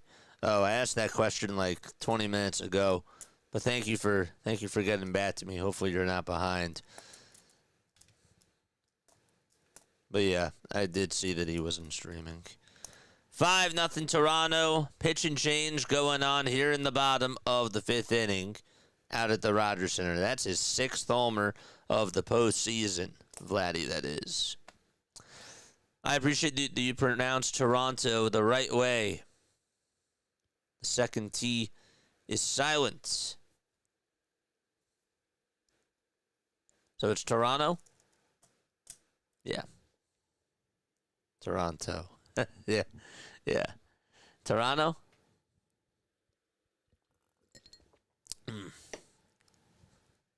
Got you. Cranford is on over on Twitch. Thanks so much for stopping on by, man. I really appreciate that. Folks, my name is Jason Joseph. This is Play by Play with JJ.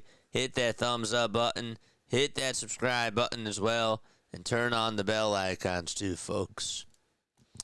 So how the schedule for this week will work is like this. Tomorrow, if the Blue Jays, of course, hang on and do win tonight, we will do Game 7 tomorrow. And then on Wednesday, because we covered the Sixers, the Phillies, and the Eagles on this channel, we will have the Sixers on Wednesday. And then we're doing the World Series Game 1 on Friday, Game 2 on Saturday, and on Sunday, we will have the Eagles in the afternoon. And that's how the schedule of this week will be. So I just wanted to throw that out there. Toronto. I didn't know that it was supposed to be silent.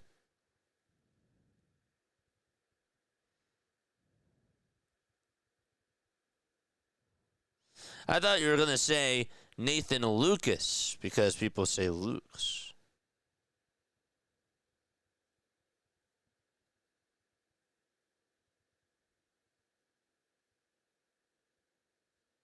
Toronto. Yeah.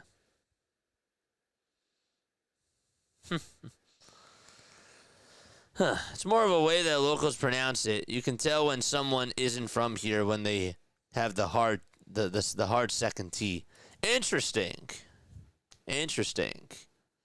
Edward Bazardo is pitching.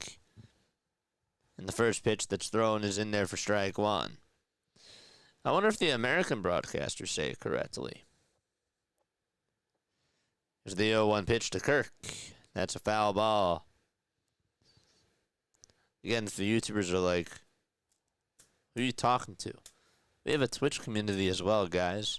Make sure you go follow us over on Twitch. No balls, 2 strikes. Bottom of the 5th.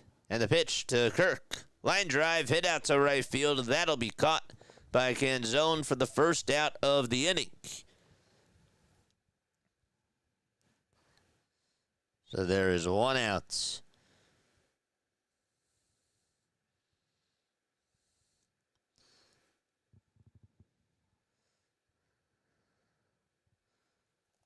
Up next is Dalton Varsho. Varsho in the box. Takes a hack at a slider and gets nothing but air there. There's no balls and 1 strike. More about Bazardo right after this pitch. The 0-1. That slider is called a ball. It was clearly at the knees. But what should be an 0-2 count is a 1-1 count.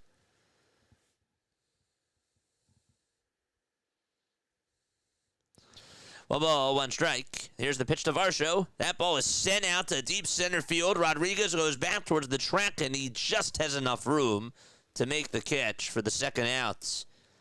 Varsho thought maybe that was going to carry, and it did not. It was just warning track power. That's it. So more about the guy on the mound, Edward Bazardo. Bazardo, he's gone 2/3 of an inning so far today. But in the postseason, 9 innings for him, 4 earned runs. He gave up 3. That was back against the Detroit Tigers. It was on October 8th in Game 4 of the ALDS. They give up a run in his last outing, thanks to a solo shot that was hit by Vladdy. The windup and the pitch. That is on the inside corner for a strike. Thank you so much, Granfred. I really appreciate that. Really gives you the old school vibes. Thank you.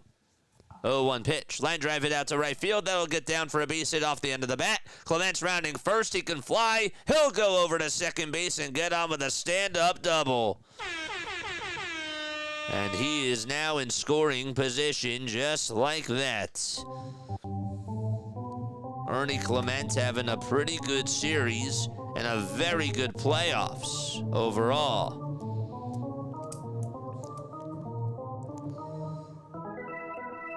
Charge! The 6 through 8 hitters tonight are 5 for 7 with a homer and 4 RBI. Here's Addison Barger. He sends one out to shallow center field. Rodriguez comes running on in, and he will make the catch. And the inning is over. And now we will go to the top of the 6th inning. So, it's 5-0 Toronto. We'll take another step off, and we'll be right back. Don't go anywhere.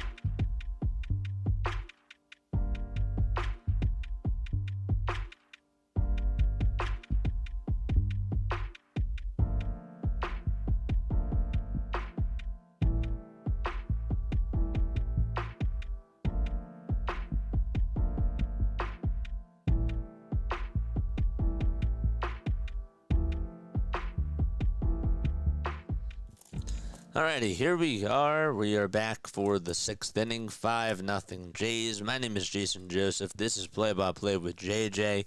Hit that thumbs up button, subscribe to the channel. Make sure you guys turn on the bell icons too, and that way you will know when we do go live. Vladdy has just had an unreal postseason. I mean, really, he's been spectacular. He is 17 for 38. That is video game numbers. And how about, may I introduce you to this? 6 home runs, 12 RBI, 10 walks, and you know how many strikeouts he's had? Guess how many times this man has struck out?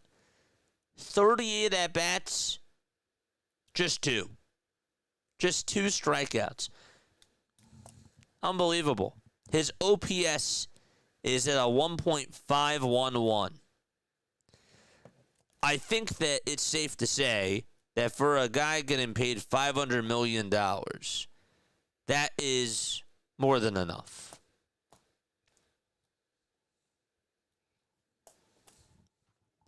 That's why he deserves it.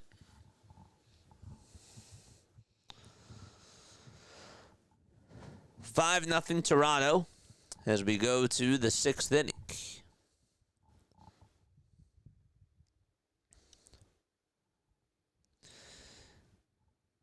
Is anybody doing the game on Twitch, just out of curiosity, to see if there's any other streamers that are doing it? Let me know if you can. Cranford. So Trey today, 5 innings, 4 hits, no runs. He's gotten 3 double play ground balls. And again, before today, he had none. Here's Cal Raleigh. Raleigh tries to appeal. Did he go? He did not.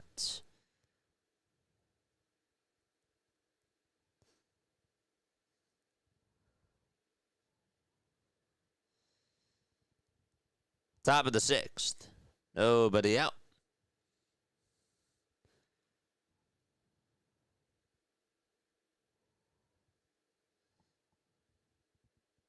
Trey comes set at the Blue Jays letters.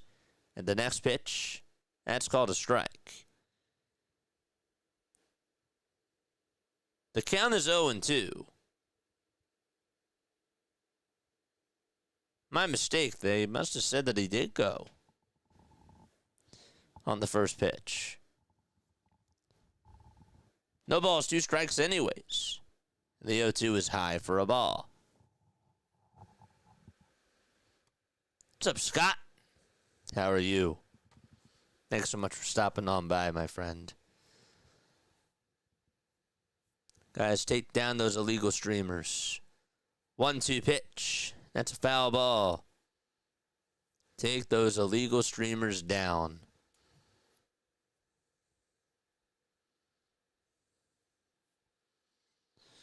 One ball, 2 strikes. Top of the 6th inning. Nobody out. 79 pitches for Trey. Mariners starters in this series, 28 1/3, 17 strikeouts, and a 6.04 ERA, according to Just Baseball. Next pitch, here it comes. Swing and a miss, and there's the first out of the 6th inning.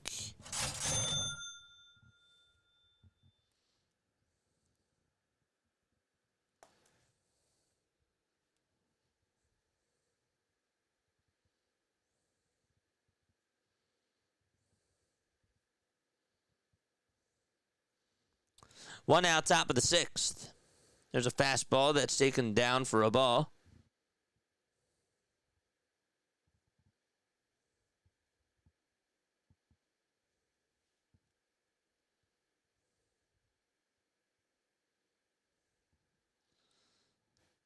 Here's the 1-0. That splitter misses. Outside for ball 2.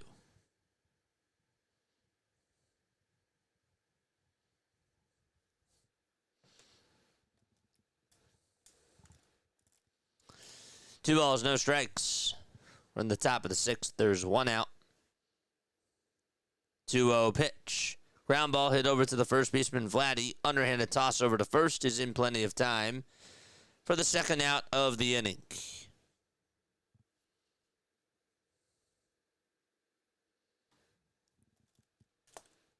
So there's 2 away.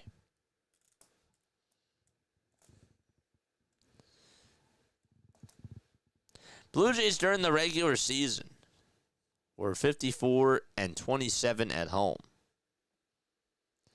Mariners on the road this season during the regular season, 39-42 on the road. Here's Josh Naylor, and he gets out in front of a splitter, and that thing is gone anyways. Got out in front of it and still was able to launch it out of here, and that's a solo home run for Josh Naylor.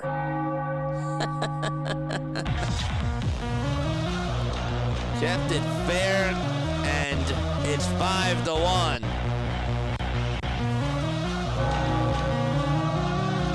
And Seattle is on the board.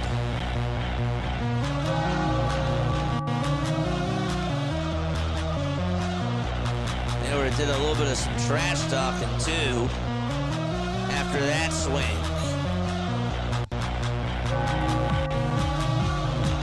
So now it's Randy who comes up, and he looks at a fastball that's outside and low for ball 1. Yellow batting gloves for a Rosarina. 167 average during the postseason. 1-0. Foul ball. 49ers do lead at 10-3 against the Atlanta Falcons. 1 ball, 1 strike. 1-1 pitch to Randy, and he pokes one out to right center field for a base hit. Barger plays it on 2 bounces. A Rosarina did take a wide turnover at first, but he will stay put right where he is. And he will get aboard again for the 2nd time tonight.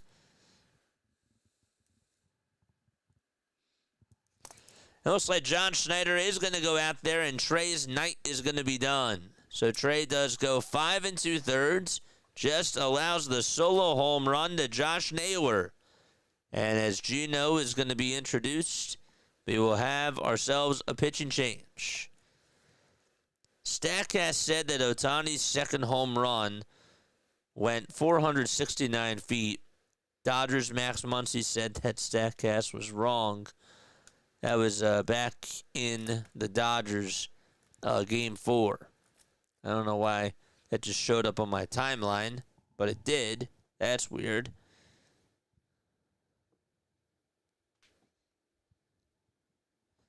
Crazy. Ay, ay.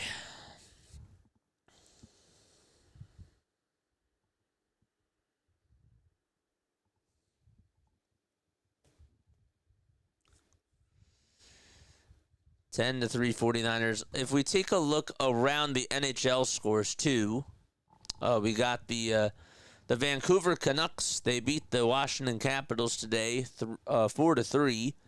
The Red Wings, they beat the Oilers 4-2. That was the final score there. Blackhawks won 2-1 against the Anaheim Ducks, and the Utah Mammoth, they won 3-2 against the Boston Bruins.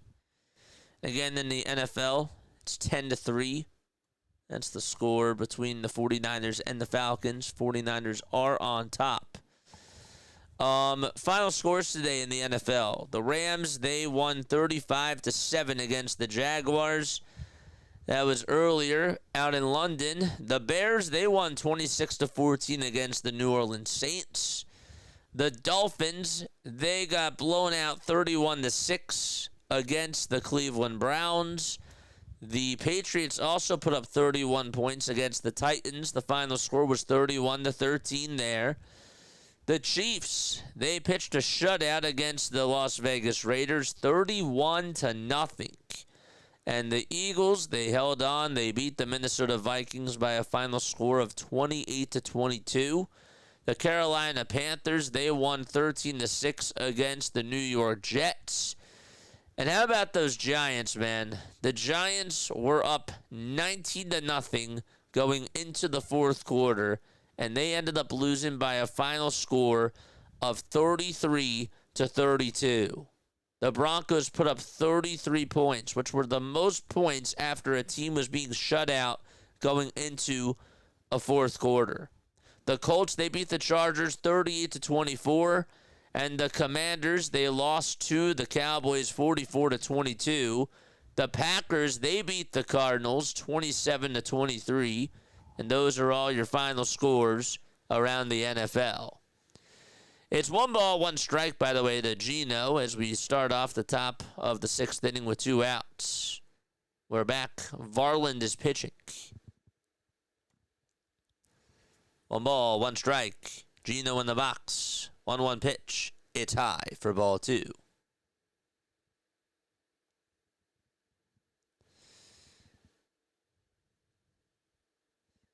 Tuesday is opening night for the NBA. That'll be fun.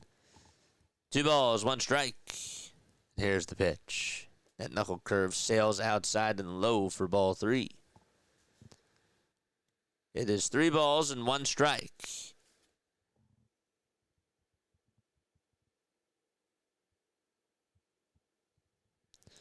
The 3-1 pitch to Geno, and he looks at the knuckle curve down the middle for strike 2.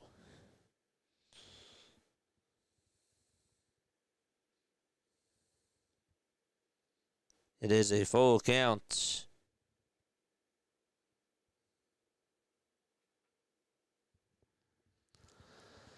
The payoff pitch on the way. Line drive hit out to right field. That'll get down for a base hit down that right field line. Arozarena is rounding third. He's being waved home. Vladdy's throw to the plate. Safe is the call.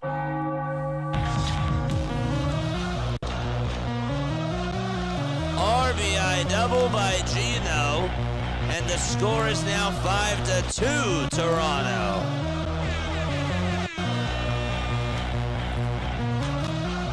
Just fought it off the end of the bat, knifed it out towards that right field line, and it went into no man's land towards that corner, right in front of that long wall. Geno also slipped when he got past first base, but he, of course, got back to the bag. All right, so it's now a 3-run lead for the Jays, and J.P. Crawford stares at strike 1 down the middle. That was a curveball that was thrown by Varland. Next pitch, changeup thrown there. That does not get the call. It is 1 ball and 1 strike.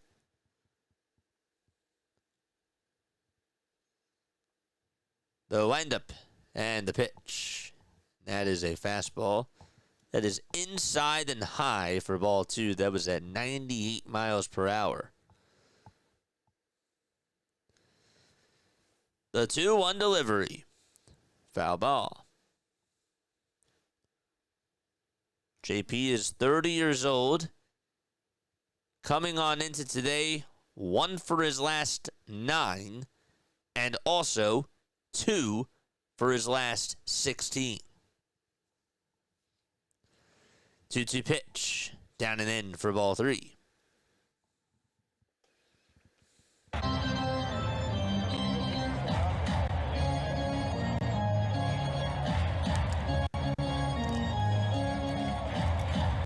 So the count is full. 3-2 on the way. Swing and a miss. Varland comes through with a big strikeout, and the inning is over. And we will go to the bottom of the 6th inning, 5-2 Toronto. Man. Oh, boy.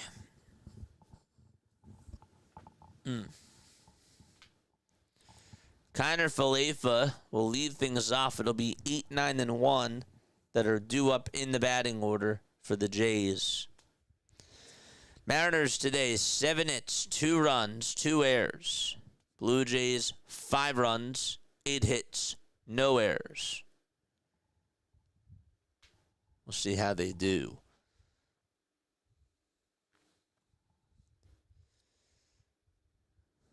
What are you guys going to do when baseball's done? Gotta wait until next year. February till we got pitchers and catchers reporting. Then you got the World Baseball Classic. You got the All-Star Game in Philly. I'm really, really trying to go to that. It's going to be really tough.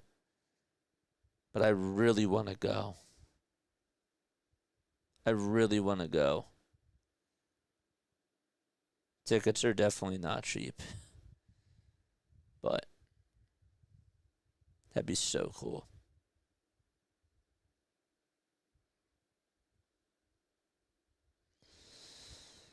Oh boy. So we are going to the bottom of the 6th inning. Logan Gilbert today for the Mariners, 4 innings, 4 earned runs. He did give up 5 runs.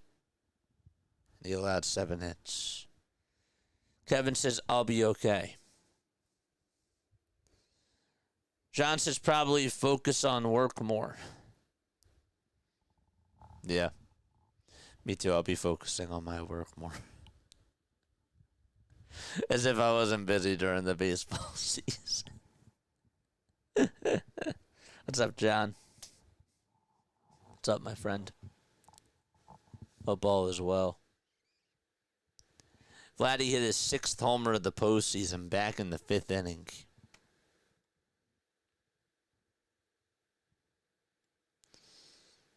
This is the last MLB season of my 30s. By the start of spring training, I will have turned 40, says Bone. Damn. That's crazy. How does that feel? So wait, this season or this coming season? Just want to make sure. So 2025 is the last one of your 30s? Here's Isaiah Kiner for Lefa. And on the very first pitch, it's popped up and hit right next to the second baseman, Rivas. J.P. Crawford says, I got it. And he looks right next to him and says, hello. And Rivas says, hello. Go back to your spot.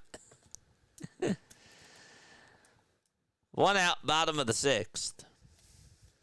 And Bizzardo is still pitching for the Seattle Mariners. Again, we talked about it before, but Logan Gilbert pitched. Went 4 innings. Bizzardo, so far, he's gotten 4 outs. This season, yeah, I'll be 40 in February. Feels kind of crazy. No balls, 1 strike. The windup and the pitch. Swing and a miss.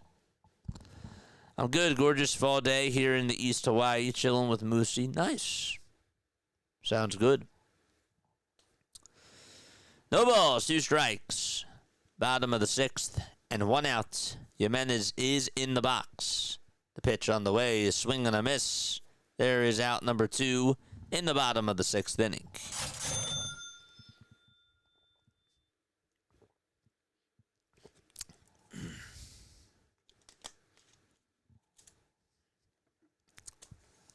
So 2 up, 2 down.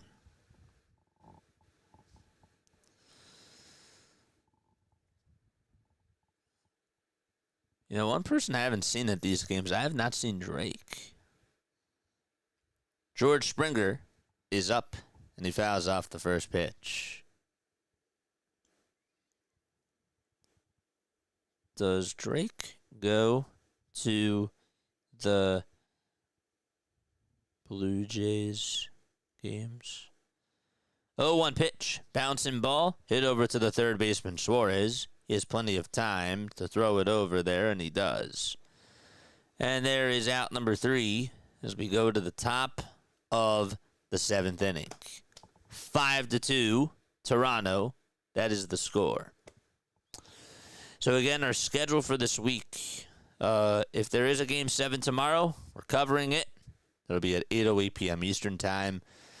And then we got Game 1 of the Sixers season on Wednesday. They take on the Boston Celtics. And then we got World Series Game 1 Friday. We're not doing the Sixers Saturday. We're doing World Series Game 2 on Saturday. And then on Sunday, we got football. Football is on Sunday. It'll be the Eagles versus the Giants. Can't believe that they played the Giants already, man. Tough loss today for the Giants. Eagles, Giants at the Link. Play them again. I was going to say, we just played them last week, but I didn't cover that game live, so play them again. Damn.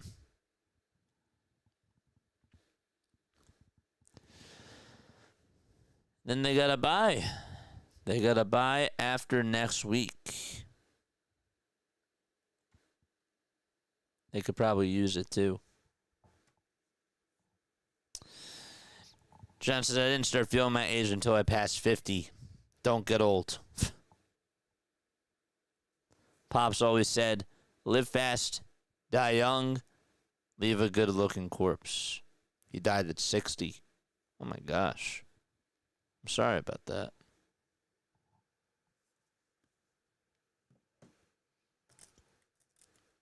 That stinks.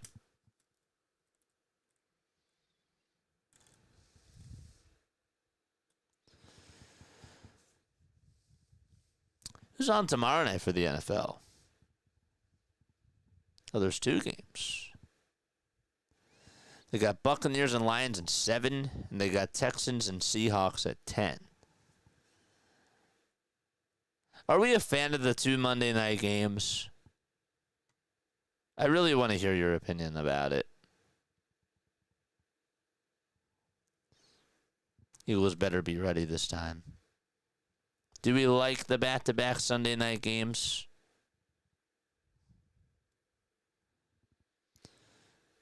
Or the back-to-back Monday night games, I'm sorry. I'm mixing up my words.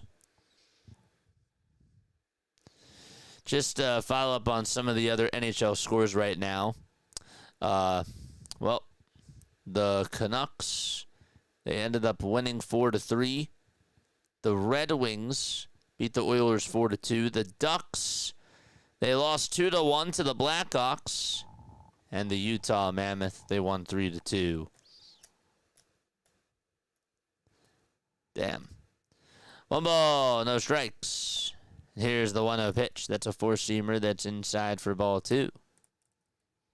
Kevin says whatever.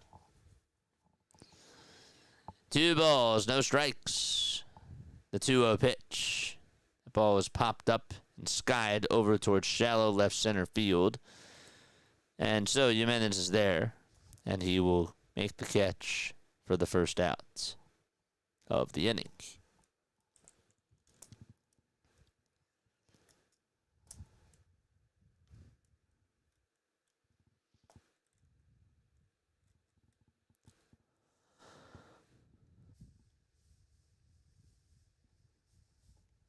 One gone, top of the 7th.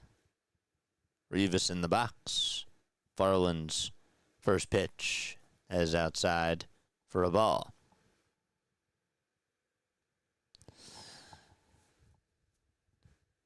The windup and the pitch. And that's right down the middle at 98 miles per hour. 1 ball, 1 strike. Lewis Varland is 27 years old, from St. Paul, Minnesota. 1-1 pitch. That's outside for ball 2. Varland is 6'1", 205 pounds. He'll be 28 in December. The pitch. Foul ball. Against Seattle during the regular season, he's gone 3 innings. He's given up just 1 hit, 1 walk, and he has struck out 3 batters.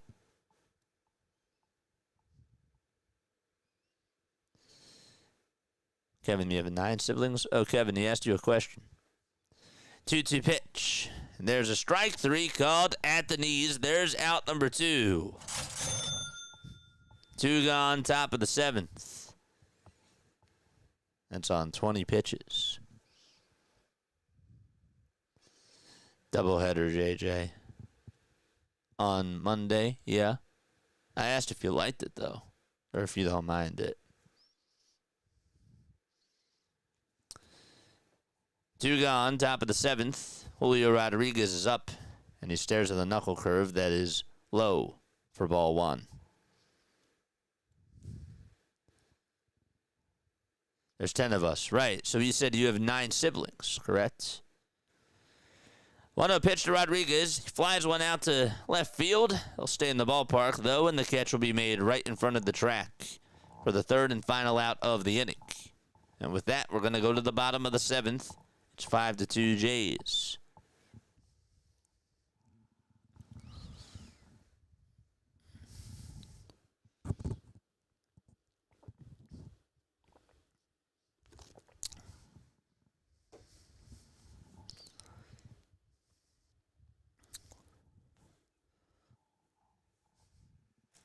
Gotcha.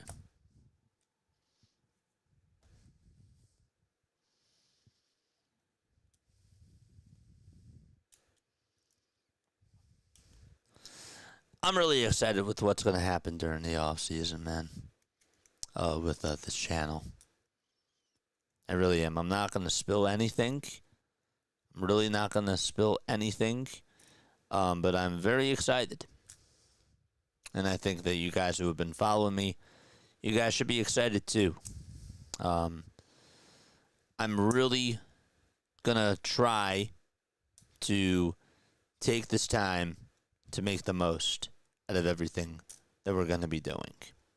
I'm really not revealing much, okay? I'm really not going to be spoiling a lot of things. So if you ask me questions and I don't answer them, do not take it personally, because I can't say certain things, and I want to keep you guys on your toes. So I just want you guys to know.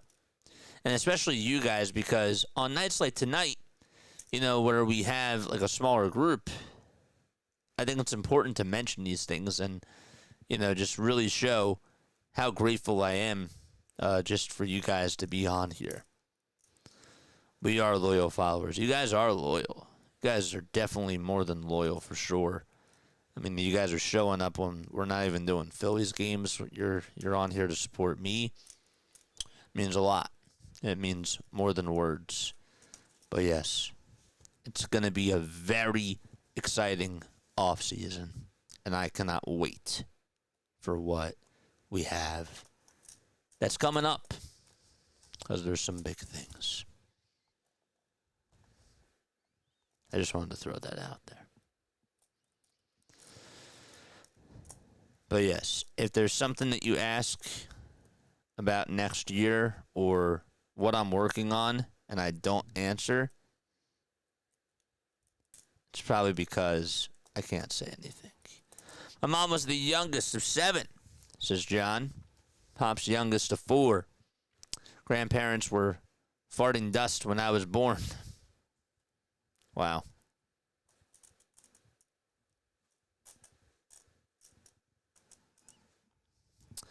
Matt Brash is now in there to pitch.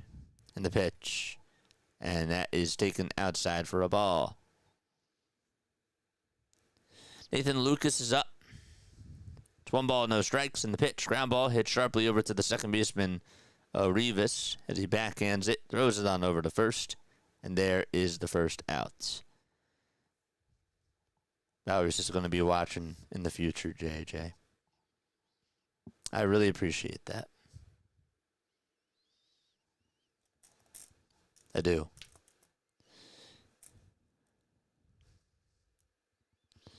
You guys crack me up. I love you guys so much. 1 out, bottom of the 7th.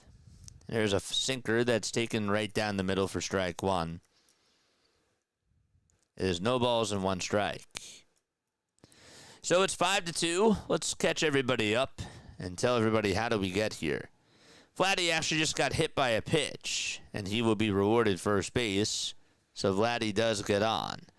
But in case you're just catching up with us, Addison Barger and Isaiah Kiner-Falefa each had RBI singles in the second inning for the Jays. That would make it 2-0. Logan Gilbert was pitching at the time.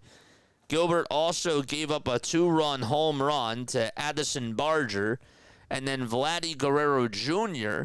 hit a solo home run that was in the bottom of the fifth. That was also off of Gilbert. So that made it 5-0. Here's the windup and the pitch. That's called a strike. Jeff Hoffman is warming up in the Blue Jays bullpen, and he will pitch the 8th inning. In the top of the 6th, Josh Naylor hit a solo home run, and Eugenio Suarez got on with an RBI single out over to right field and made it 5-2. Kirk is up and the pitch, and he smashes a base hit back up the middle and gets on with a 1-out single out over to center field. It was a great season. Highs and lows, build a channel and a chat group. Yep. And more to come next year. I will tell you this, okay? I will specifically say this. I'm not going to reveal plans, like full plans of next year. But I will tell you that I did say this year, when we were in the offseason, that we would still be doing Sixers games. It's not going to be as much as what we've done in the past. But if there are playoff games going on, we will be covering those. We will be covering Sixers playoff games, even if it's during some of the Phillies games. I will just put that out there. I will obviously remind everybody closer to that time, if the Sixers are even a playoff team, which last year they weren't. But if they are, I am going to be covering their playoff games. And still be doing Phillies too. Dalton Varsho is up, and he looks at a called strike. It's no balls and 1 strike in the bottom of the 7th with 1 away. Matt Brash is pitching. We'll get you his stats in a couple of seconds. Here's the 0-1 pitch. Swing and a miss. Raleigh has to go chase after it. Throws it on over to third as Vladdy's going, and the ball gets by the third baseman. It goes out to left field. Vladdy's coming home. It's 6-2 Blue Jays. A wild pitch, and as the ball skipped in front of Cal Raleigh, he couldn't block it properly. He took off the mask and had a bad throw over to third base, and no chance that Suarez was going to get to that. And Vladdy comes on home, and this crowd is fired up.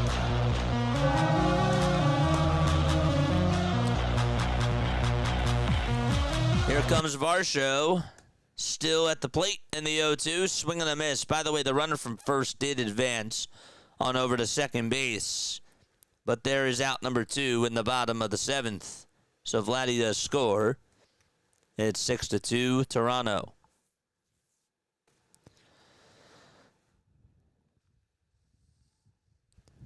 Up to bat is Ernie Clement.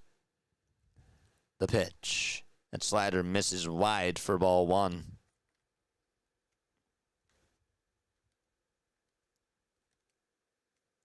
Sixers playoffs, 2 words that would never be in the same sentence besides the Sixers miss another playoff. 1-0 is the count. The pitch. That's outside for ball 2. 2 balls, no strikes. And 2 outs here in the bottom of the 7th. Ernie Clement is in the box. The pitch. Outside for ball 3.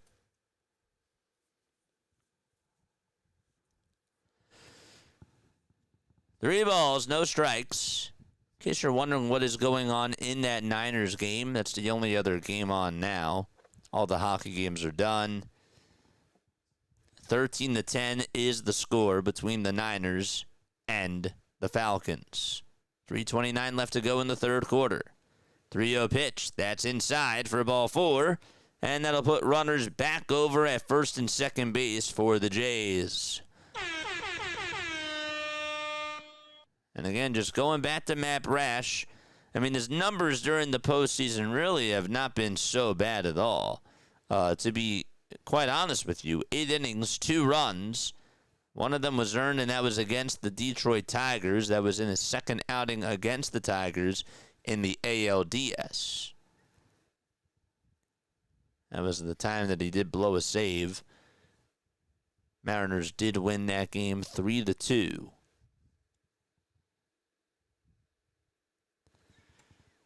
All he did was give up that RBI double to Spencer Torkelson. 6-2 Jays, bottom of the 7th, 2 outs. JJ, did you ever get to go see the Harlem Globetrotters? Yes, I did. I did go to see them when I was young. 2 outs, bottom of the 7th in the pitch. That's in the dirt for a ball. I have not seen the Savannah Bananas, though. I have not seen the Savannah Bananas. I actually met a Globetrotter. They came to Rowan and they came to speak to us. That was pretty cool.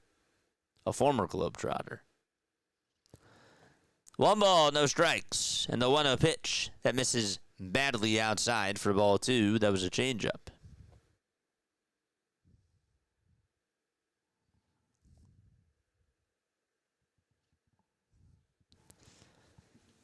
Two balls, no strikes. The pitch. That is taken for a called strike. Want to hear JJ call a Globetrotters game? What about a Savannah Bananas game? 2-1. That misses down for ball 3. John says they came to many schools. They came to your school? Did they come to your school?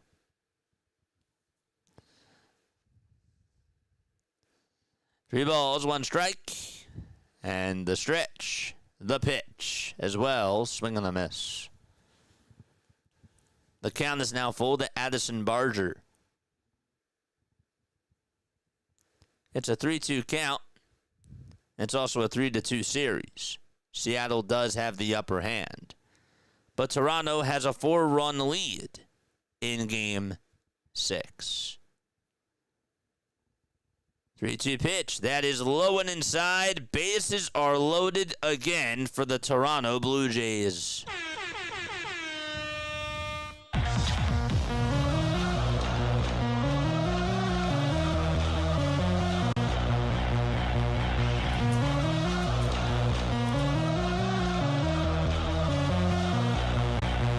All right. The Jays are 3 for 9 today with runners in scoring position. They've left a total of 5 guys on base. Seattle, on the other hand, they're 0 for 2 with runners in scoring position, and they've left 5 guys on base. Up to bat is Isaiah Kiner-Falefa with the bases juiced. 2 outs here, bottom of the 7th. Falefa in the box, and the first pitch is wide and down for ball 1. A total of 16 hits, 3 errors, all the errors by the Mariners. 1 ball, no strikes. The stretch and the pitch. Fly ball, this one's hit out over towards the right field line. Does it have enough room? Canzone does, and that is going to end the inning. Dominic Canzone does make the catch. We will go to the top of the 8th. The Blue Jays do get another run back on an error thanks to a bad throw after a wild pitch was thrown. And Cal Raleigh threw it away when he got the ball and threw it over to third base. And Vladdy was able to score because of that. We'll take a step aside, and we'll see you very soon. Don't go anywhere. 6-2, Toronto.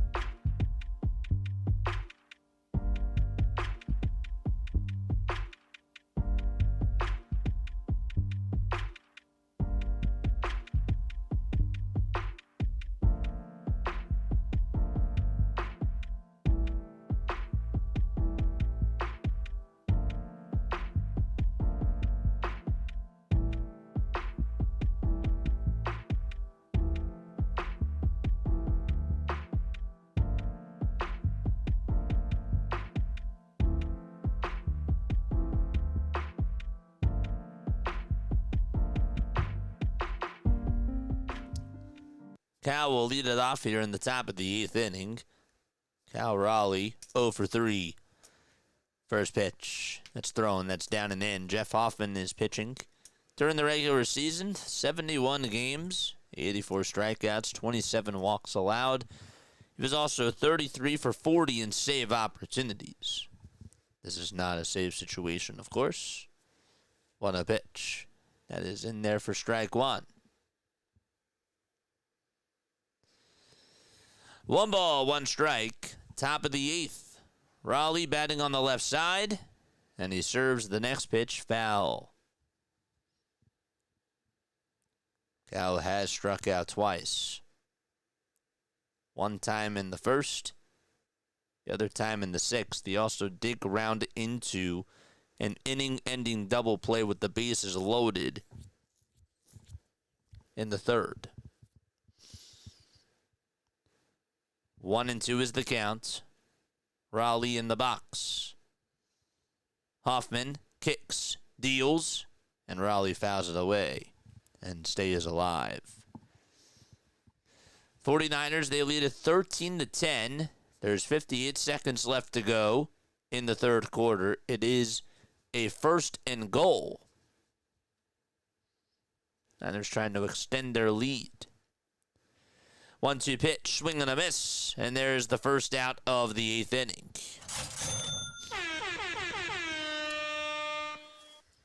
Sorry, I have to do this.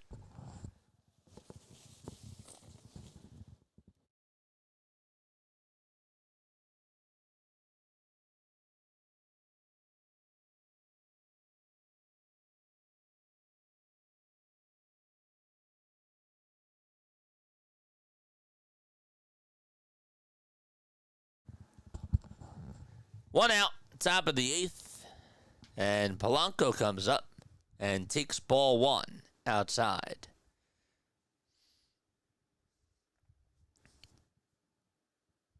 Polanco head in the count 1-0, and the pitch. That misses inside for ball 2.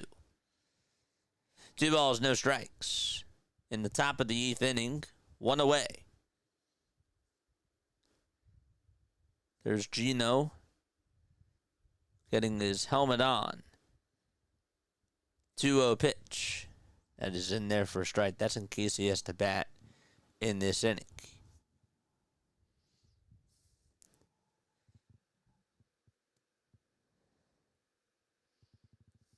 Guys are awesome, man. 2-1 pitch. Foul ball. That was a splitter.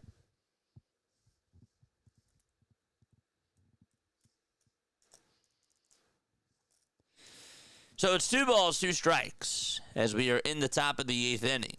Blue Jays fans are on their feet. Polanco steps back into the box. 1 out, top of the 8th. Former Philly Jeff Hoffman is on the mound. The 2-2 pitch, here it comes. Swing and a foul ball just off the glove of Kirk. And Polanco lives to see another day. Oh, he's just joking. He's only joking. James says, as a Dodgers fan, I'm scared of the Blue Jays. I think that the Blue Jays are better than the Brewers.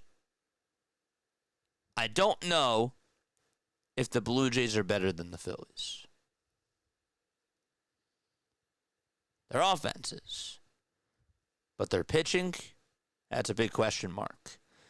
2-2 pitch and another foul ball. It was dribbled right towards the left side of the plate and it actually bounced on into the left box. So it's 2-2.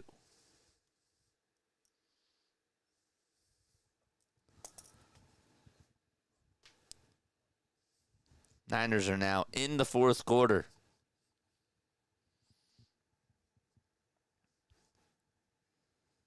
Two balls, 2 strikes. 1 out. The pitch. Foul ball. This is where the Mariners rally. Oof. Jays Dodgers would be a good World Series. It would. I think that Mariners Dodgers wouldn't be bad either, especially because of the star players there. But I think that, I don't know, any way you look at it, it wouldn't be a bad World Series.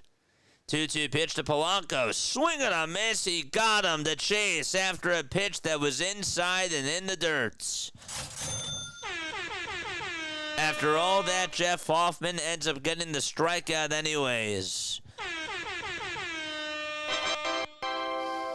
Man. 2 gone in the 8th inning. It is 6-2 Jays.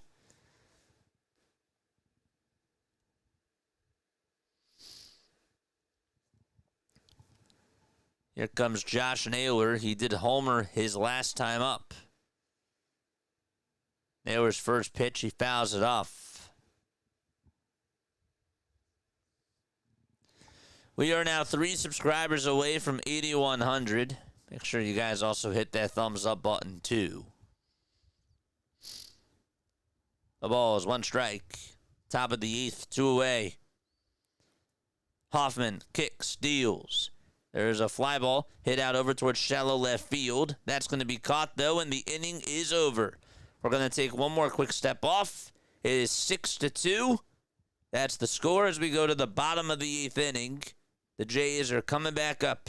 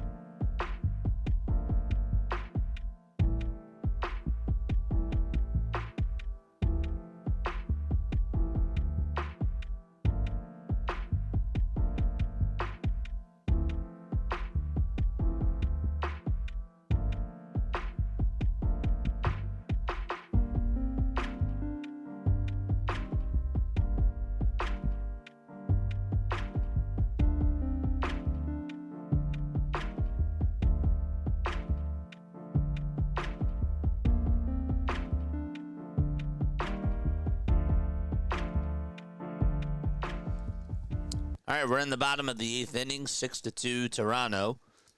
And the pitch, there's a sinker that misses outside at 98 miles per hour. Dude, that Ohtani game was awesome. I forgot to post the highlights for that. I could probably still do it. 1-0 pitch, swing and a miss. I'll do it tomorrow. I already cut the highlights, but I forgot to post them. See you. 1 ball, 1 strike. Jimenez is in the box. And the 1-1 pitch. Fly ball. Hit out over towards shallow left field. Randy is there, waits for it, makes the catch, and there's the easy out. One away. So the guy that's pitching, Vargas, he is on the hill right now for the Mariners.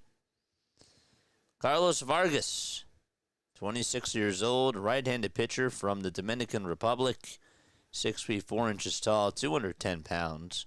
His ERA during the regular season was a 3.97. Bottom of the 8th, and the pitch to Springer, and he has to dodge out of the way of it.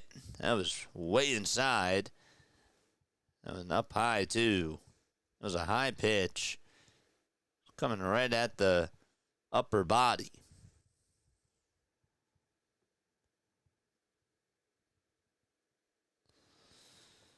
Pretty big crowd at the Rogers Center.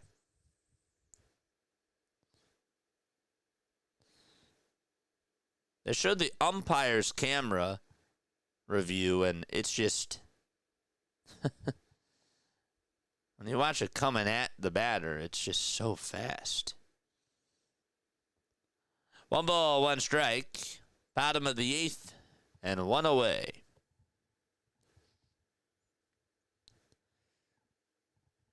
The 1-1 delivery, that is a foul ball. Hit over towards the right side. Naylor gives it a look. That will be out of play. You know, something that not a lot of people talk about is another reason why I actually think that the home plate umpires are kind of cool is because with the way that the TV networks have the cameras set up, they do it like each umpire, it seems, or at least the home plate umpire and the first base umpire, they have a camera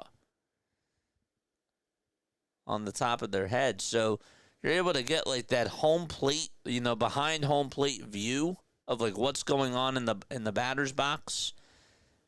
That's something that I don't think that they'd be able to get if they were to just have like a robotic ump, you know, with just that motion.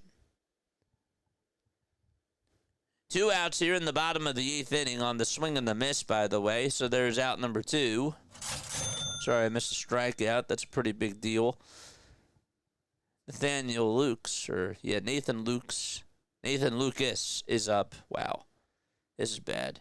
0-1 pitch. Ground ball hit over to the shortstop. J.P. Crawford throws it over to first base. Does everything he can, but Lucas beats out the throw anyways. Good hustle there by him.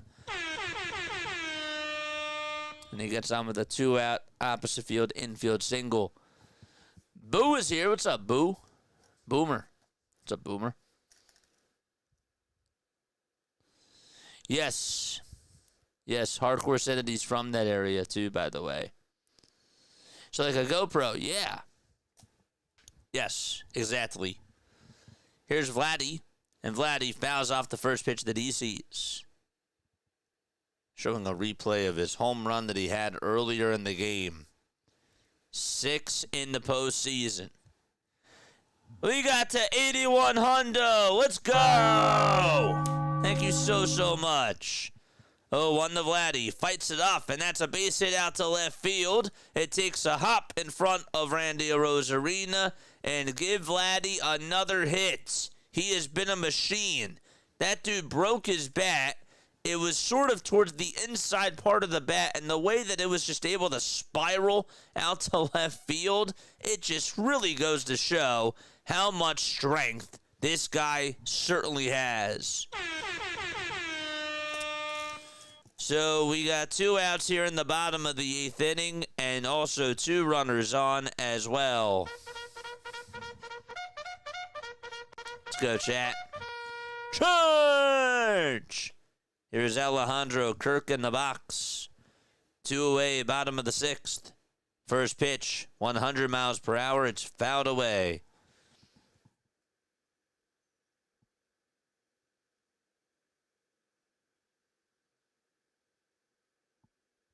Still wonder after why they wear batting helmets. Well, they don't want to get hit in the head. No balls, 1 strike. And the pitch, there's a fly ball. This one's hit out over towards right field. That's going to be caught for out number 3. And the inning is over. And we're going to go to the top of the ninth inning, last chance for the Seattle Mariners.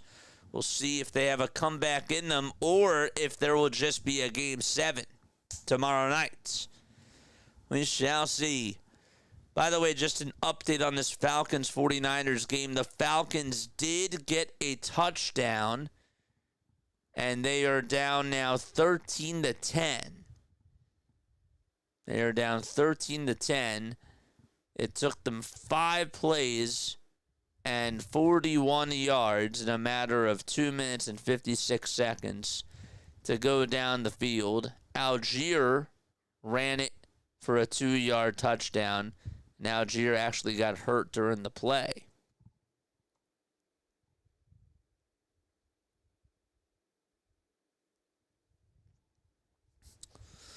Mark says looks like a Game 7.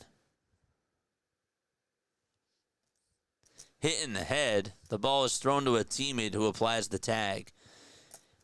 Yeah, I don't know. I'm just providing. I'm just trying to think. Let's see what Google has to say. Why do batters still wear helmets when they're on base?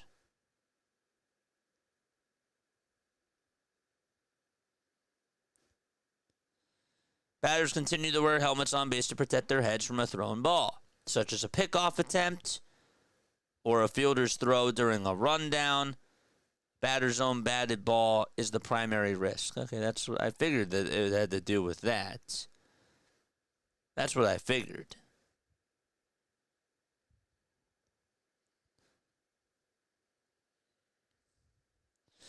Everybody, so according to this OOTP forums website, and again, don't trust this, somebody commented and said, I was watching a 1979 game between the Phillies and the Cubs on MLB Network this week where several base runners took off their helmets and left their ball caps on while running the bases. When did this rule change? So this person wanted to know. Don't know the date, but I think it was really recently, like the 2000s or later. Back in the day, only pitchers wore helmets on base. Which that part I actually didn't know.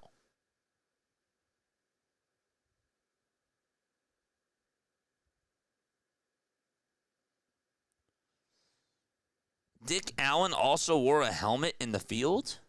Really? Is that true?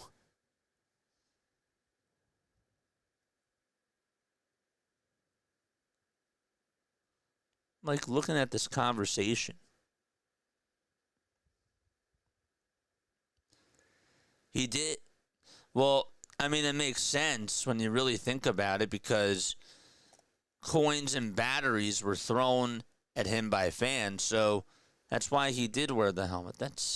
I didn't realize that.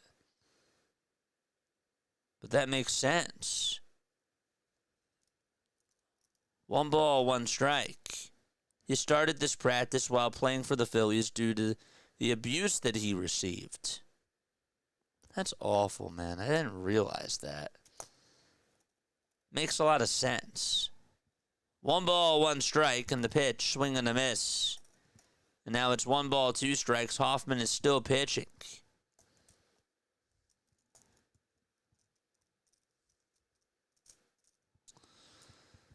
One-two pitch on the way. Swing and a miss, and there's out number 1 in the top of the 9th inning.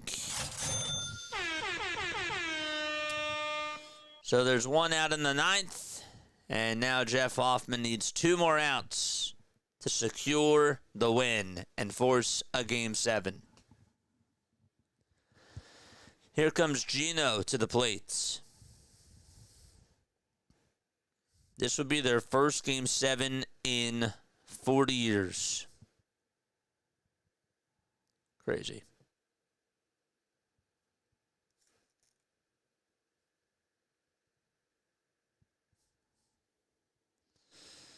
No balls, 1 strike.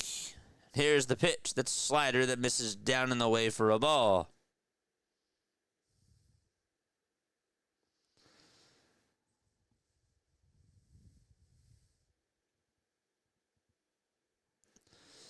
The 1-1 pitch. That splitter misses for ball 2.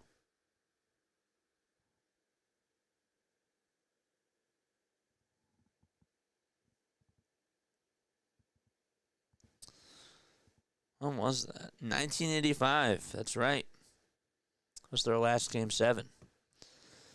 2-1 on the way. Swing and a miss. Suarez in the box. He's 1 for 2 on the night. 1 out here in the top of the 9th. 6-2 Toronto. Hoffman gets set below the belt. This time kicks, deals. And there's a foul ball. That was a splitter thrown by Jeff. Suarez got a piece of it. Stays alive.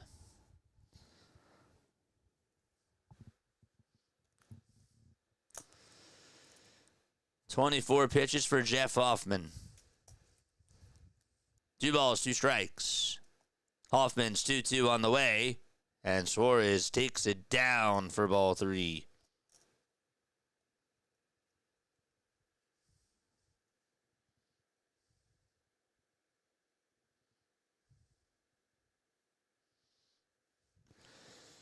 It's a full count to Gino. Here's the payoff pitch. Swing and a miss. There's out number 2. Jeff Hoffman is red hot. And he is all fired up. There is out number 2 in the 9th inning. 1 more out to go. All righty.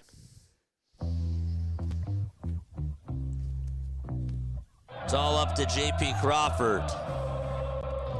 Pitch number 1 to J.P. It's down and in for ball 1.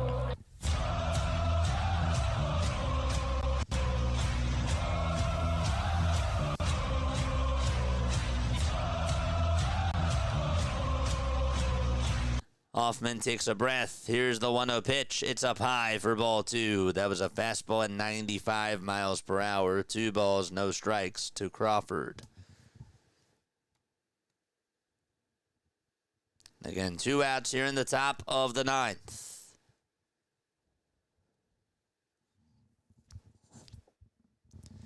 Two balls, no strikes. 28 pitches for Jeff Hoffman. Hoffman takes a breath, kicks, deals, swing and a miss on a fastball right down the middle. And J.P. Crawford was late. Absolutely tardy.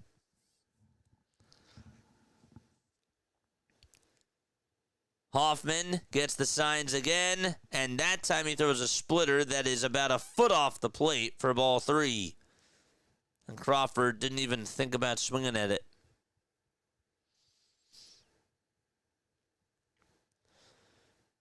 They're showing George Kirby. I wonder if he's going to start tomorrow. 3-1 pitch. It's high for ball 4, and Crawford does get on with a 2-out walk. Okay, here we go.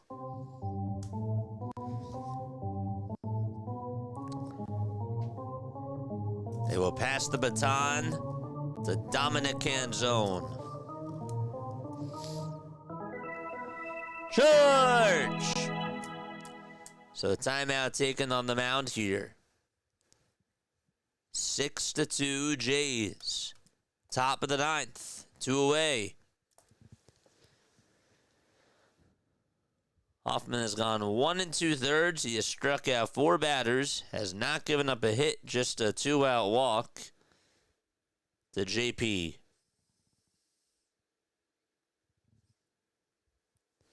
There's Tom Murphy, the manager for the Seattle Mariners.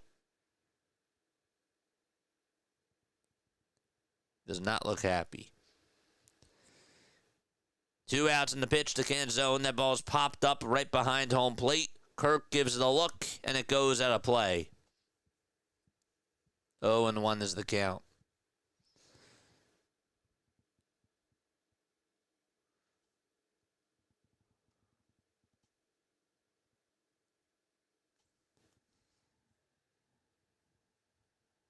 The ball's 1 strike. 2 outs, top of the 9th. Hoffman kicks, steals, and that pitch is way outside and high. and Crawford does swipe second base. He's now in scoring position. Looks like that ball, that splitter, is just slipping out of Hoffman's hands.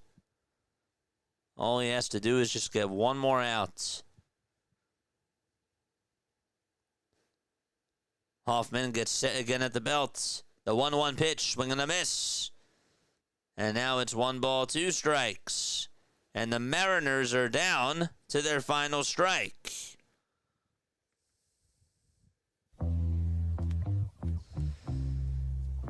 Everybody on their feet.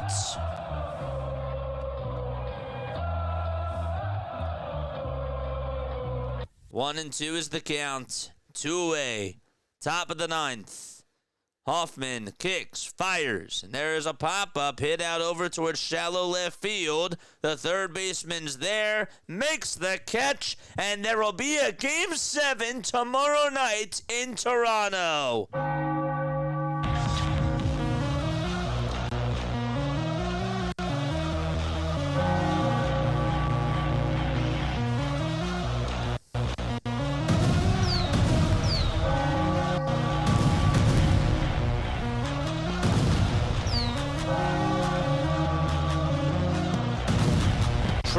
Yesavage gets the win. Logan Gilbert gets the loss. The series is tied 3-3.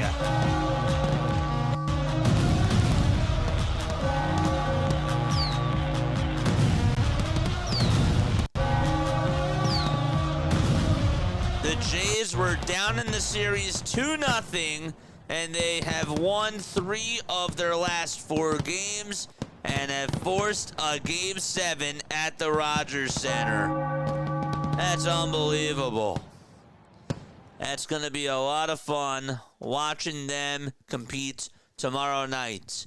All right, before I do sign off, first of all, have they announced a starter yet for tomorrow? They have not. Neither team has made the announcement, but Game 7 will take place at 8:08 p.m. Eastern Time. We will be covering that, and we will see you all there. That'll be fun. But yes, what a series. What a game, man. Vladdy had himself another home run. Addison Barger's 2-run home run. That was pretty awesome. Logan Gilbert really did not have his stuff, but you got to give the Blue Jays credit because they made him work. They definitely provided a lot of answers, and they capitalized. They played small ball in that second inning. They got a big hit from Isaiah Kiner-Falefa. That was an infield single. And the Mariners, they made mistakes. The Mariners made mistakes early on. Suarez had that bobble over at third. There was also a bobble out in center field on a bounce over to Julio Rodriguez on the play right before that. So just some bad defense by the Mariners, and the Blue Jays did take advantage of those extra outs that they were giving them. There was a lot of freebies there. So that's why Toronto took the lead when they did, and then they didn't really look back because their offense came through. And also the other thing about it is that the pitching staff did its job. Trey got 3 double play groundouts. 3 double play groundouts in 3 innings in a row. Cal Raleigh, up with the bases loaded, had a chance to try to tie the game up in the third. Instead, though, grounds into a 3-6-1 double play. J.P. Crawford in that 4th inning. Bases are loaded again. Grounds into a 4-6-3 double play to end the 4th inning. And then how about that 5th inning where Julio Rodriguez is up with 1 out and a runner on over at first. And he grounds into a 4-3 double play. Those were your chances that you had. Those were your chances. Now, the Mariners did get back in this game in the 6th inning, but it was pretty much like too little, too late. And the Blue Jays bullpen came on in, did its job, and Hoffman gave you 2 innings, didn't even allow a hit, gave up 1 walk, and he struck out 4. The Mariners' top 3 hitters today, Rodriguez, Raleigh, and Polanco, they were 0 for 11. 0 for 11 they were. Rodriguez did walk, but 2 double plays is definitely not going to help you. It's not going to help you at all. Polanco struck out. Raleigh struck out 3 times. This was probably Raleigh's worst performance that he's had. He even made a bad throw over to third base. So he was awful today and had his worst game of his postseason career so far. But yes, we'll be back tomorrow night. I love you all very, very much. You guys are the best. I will read some comments before I go. Just looking at the chat. No pitching announcements yet. None. Nope. Howard says, thanks, JJ. I'll see you tomorrow. See you tomorrow. So, yes, we got Game 7 tomorrow. We got the first game of the regular season of the NBA, of the Sixers NBA season. We're doing that Wednesday. And then on Friday, we got World Series Game 1. Saturday is World Series Game 2. And Sunday is the Birds. I'll see you all then. Love you all very much. Lila Tov, good night. See you tomorrow night for Game 7. Bye.